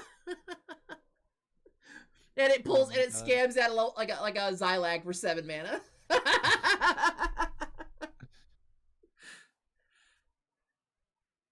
Okay, so wait, he's curses at 4 and 5, I think, if I remember correctly. We have a very 4 and 5. They're such a very attentive puppy. You have a very attentive puppy. Oh, yeah, she. Yeah, Xena is waiting for me to get off the computer. She probably wants to go outside and play stick. Wait, no. Oh, sorry, Draco. Wait, no, it's a 2 durability weapon with death rattle. Summon a random demon. Yeah. I can see that. I can see that. Wait, no, random demon with death rattle. There we go. Now we're talking big news, big turns. That doesn't kill him, right? No. Yeah. He has to play that curse, otherwise I will just kill him with the Abyssal Wave. Yep. But at this point, top deck dragged below is lethal. Whoa, hold on. How much That doesn't damage kill is you. this? That doesn't kill you. Yeah, but if I can't kill him in the next turn, am I gonna die because of this? Is the question. That's possible, but this doesn't kill you. The minions are eating up the damage, which is good. Predation could miss. Oh yeah, he's also gonna be taking fatigue now. Yep.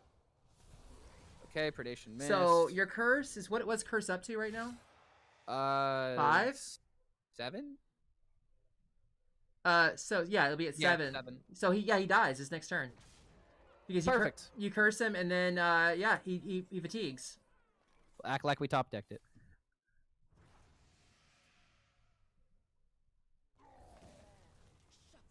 That's it. That's all she wrote. Pretty sure that's at 7. Yep. Okay, cool. Yep, and that fatigues.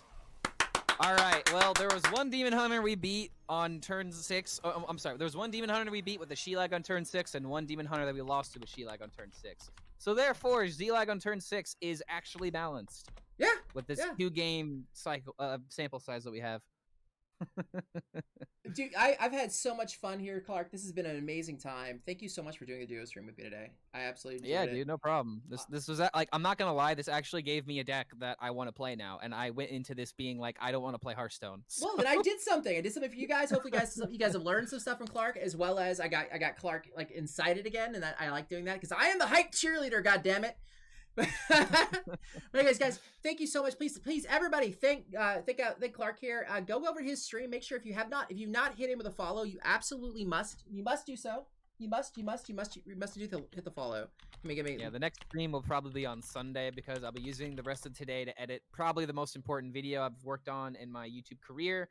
Well, okay, second and most important video. I have a gig on.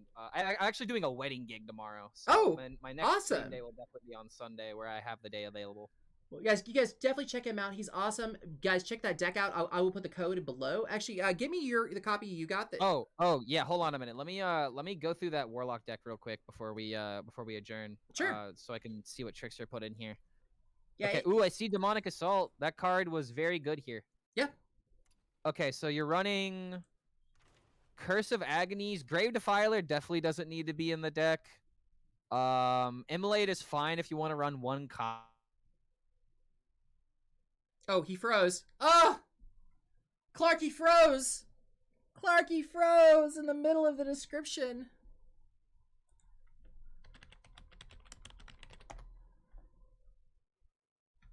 Sad face.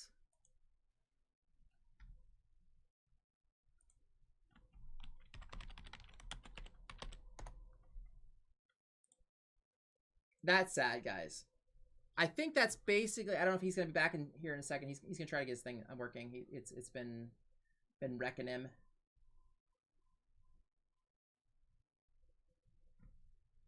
We'll give him a second and see if we can get back. Otherwise, I'm gonna go put these things in the copy. Wait, really? Oh, there you go. Oh my god. You're cutting out, dude. It's like the dog is actually playing with your internet, I bet. It's like, it's stick time. It's stick time, Daddy. It's stick time. Can I be heard? Hello? I can hear you. I can hear you. Can't see you, but I can hear you. All right, good enough. Everything is failing me at the moment. Just so I can say this and someone can hear it. Yep. I would suggest cutting the Mithril Rods, the Siphon Soul, the Twisting Nether, and the Grave Defiler. Curse of Agonies, I don't think need to be run, but I understand some people wanting to run them for fun reasons, so you can go ahead and keep that. But I would add another copy of Demonic Assault. After playing 2 games with it, I'm actually kind of sold on the card. I would add another copy of Spice Bread Baker for sure. And this deck does not run Mistress of Mixtures. You absolutely Mistress of Mixtures, yes, yes. Not only is it good, you know, in the early game as a 2/2, but Warlock right now needs all the healing that it can get, and 8 healing can go a big distance against decks like Demon Hunter, especially when you have like Zakul combos that can give you even more healing. So those would be my my big suggestions. The deck that I played earlier is probably one of the best versions to be playing. I take Bly's opinion on good meta decks very seriously because the dude is cracked. But those would be my suggestions. Yeah, no, Abyssal, Misters and Mixtures is absolutely, and especially any kind of, Warlock right now has no problem dishing out damage. The problem is it does damage to itself. Your biggest resource for Warlock is your own health. So making sure, like always, when you go for mulligans, Misters and Mixtures is always there. Dreadlich Tamsin is always should be considered as a mulligan, especially against any aggro matchup, because at turn 6 you can play it to basically wipe out most boards that are currently being played. Especially with like aggro or with Face Hunter or like Demon Hunter, it's just very, very good. Plus, also gives you extra health. Plus, it also turns your hero power no longer burning your health, and that's a huge deal. Huge deal. So, guys, that's your biggest two things. I honestly, if I can any kind of push you that direction. Now, also again on Mulligan, guys, if you guys want to think about this, whenever you guys are dealing with an aggro build or aggro decks, if you're looking at Hunter, if you're looking at Demon Hunter as your opponent, any of those, making sure to hang on to Drain Souls, hang on to your Touch of the Nazarims. Anything like that is going to probably help you stabilize and stay alive. So those are really huge ones to hang on to. Dreadlich Tamsin, Misters and Mixtures, against aggro, Drain Soul, Touch of the Nazarim. Anything else you recommend? Blade Master Okani could be put into this deck. It's in the Bly's list. I'm just looking at the list right now to see if there's anything else I forgot about. And it's not that common in Warlock in particular. But Blade Master Okani is just such a powerful legendary to disrupt your opponent. And people have been wanting disruption in Hearthstone for quite some time, more than just like dirty rats and like random stuff like that. Like Blade Master Okani is a very diligent, very meaningful form of disruption that I feel like every deck can just benefit right now, especially in this meta where when you are already one turn ahead of somebody, you play Okani and it's almost a death sentence. Yeah, and I'm honest with you. I honestly, personally think that actually you could possibly even. I don't know if he has Gigafin in his deck. I don't remember or not. I'm not as big a fan of Gigafin. Was in the deck, and I think Gigafin is fine. It's just very dependent on the meta game that you're facing. If you're fighting mostly aggro, Gigafin is not going to help. Right. I mean, honestly, I'm not a huge fan of Gigafin overall. I actually try to find a way to get it out and figure out what I put in relation to it and in place for it. Because honestly, it's great for dealing with big boards, like really big boards, but Ramp Druid is not that prevalent honestly anymore. So I don't. That's another reason why Immolate is like. If you want my personal opinion, do you run Immolate? Yes or no? No. If you're fighting at like the diamond ranks or something, it probably is going to perform better. But with every win that you get, you're going to be fighting more opponents that know how to play around very specific cards. And unfortunately, Immolate isn't a card like Glide where you play it and it does something very specific to where it disrupts your opponent. It's a card very similar to I actually can't think of anything else that like takes 3 turns to trigger, but like it takes a while for its effect to happen. And in higher legend, the more options you give your opponent, the more likely the card is going to be bad, and that just gives your opponent way too many options while you're not committing anything. So, Trick, you're saying you got to cut one of the cards, Immolate or Giga, and I'll be honest with you, it really depends on what you're facing. I would say it depends on what you're facing. If you're facing a lot of opponents who are in my rank at D4, D3, that area, you're basically going to have a lot of people who are basically think that the optimum thing is just to hold your hand full, because that was the early answer to the Abyssal Curse decks. It's really not the answer anymore. It's great if you have the opportunity, if you're playing like big Ramp Druid or something, sure, but honestly it's in general it's not going to help you out. You're going to need to play cards to beat your opponent, and sure, that does stop Curse Lock to a certain extent. That's when Immolate comes in, as someone is basically going to hold cards. So unless you're facing opponents who are holding cards, Immolate is not as good. If otherwise, Gigafin is probably better, but I mentioned in my last video, the video content for my Curse Lock that I did yesterday, something is a possibility is if you can scam out from your school teacher a Noggling that has the sacrifice, the Grimoire of Sacrifice.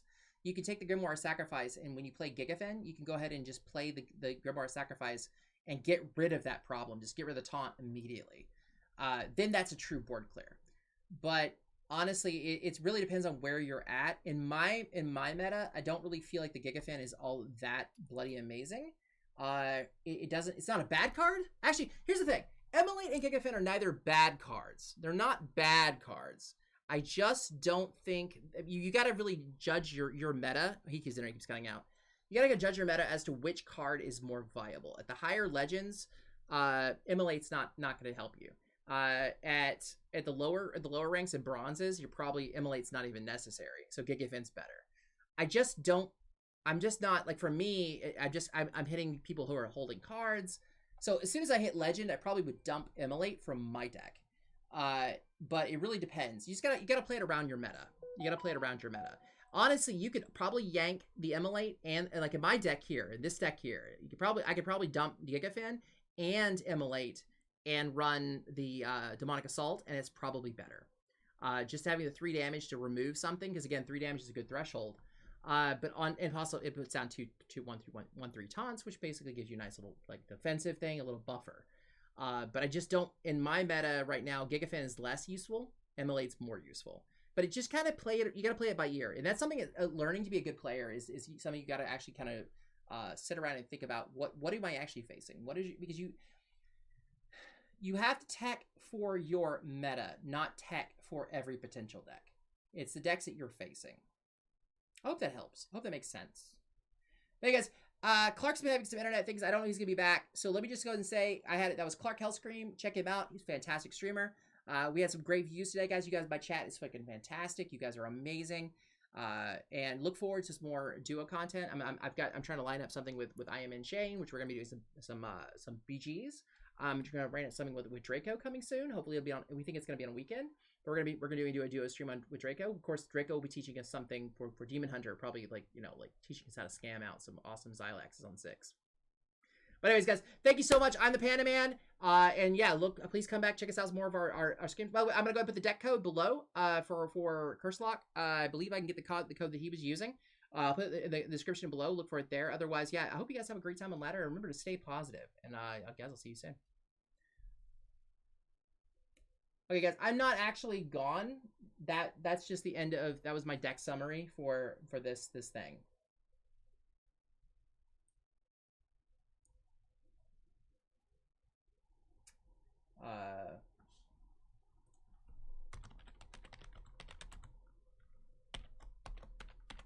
Okay. So I got video ended 2:46, so she's got that. I didn't make a description. I gotta write an article. But guys, that was a lot of fun. Did you guys have fun? No, it's good. Demonic Assault, I always thought it was a good card. I personally just don't have as much use for the Gigafin. That's me. So actually, I'm gonna mess around with this. I'm gonna try this like that. I think this will work just fine. Or I can scam another Starfish. I'm glad you liked it. I'm glad you liked it. Clark is amazing, guys. If you guys have not checked him out, he is some seriously higher level shit, dude. He is some seriously higher level shit. He's a hell of a streamer. Definitely, he 100% belongs in his top 200 legend. I'm gonna try my duo here. Okay, cool. All right. So let's kick out some music.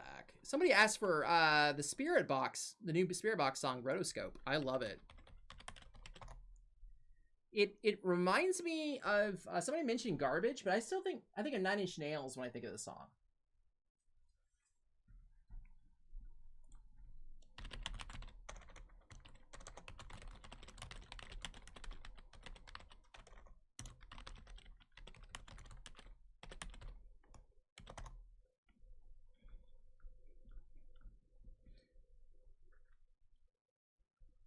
Yeah, it's like dance metal. Yeah. Though Simon put me into something. No, Clark is primarily he primarily does standard.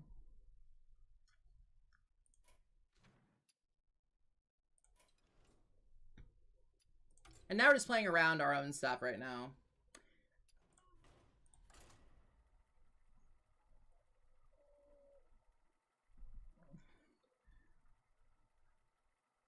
By the way, Simon got me in this band called Mute, M-E-U-T-E.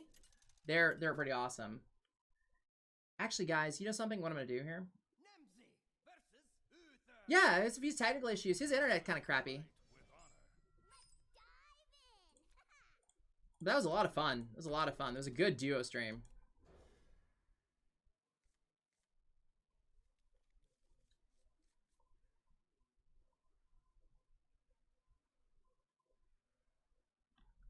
I'm actually probably going to I'm probably going to kick over a raid here in a minute. I believe RainDebt actually is streaming right now, and I'd like to give the boy some support. Actually, he is. I'm so glad, Trickster. This is not my normal stream day. This is absolutely not what I normally stream. So I kind of wanted to play a game real quick, but I'm probably going to go ahead and just kick over a raid here to RainDebt, guys. He is absolutely amazing. I still need to write. I've got to encourage myself to get off here and write an article for this deck that we for the stream we just did.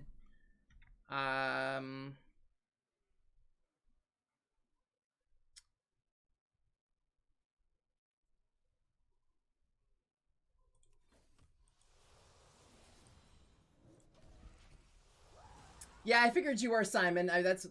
So I'm probably gonna go kick over to him just to force myself to actually go do the work that I'm supposed to do. But guys, I will be back Monday. Obviously, my usual time. Actually, let me double check my schedule. Hang on, guys. Let me double check. Nothing with Springsy having surgeries. It's been kind of tricky for me to schedule stuff. Let me just go ahead and check my schedule.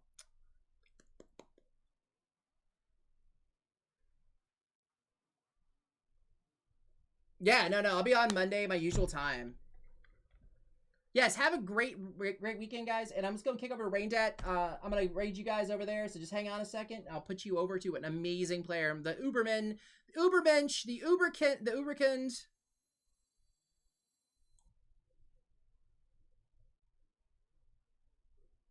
I'm going to just tap and play this, I think, for now.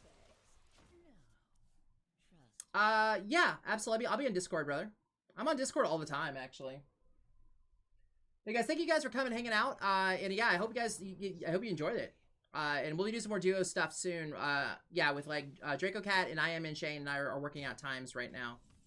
But anyway, guys, have a fantastic day. And have a great weekend. Stay positive, guys. All right, latest.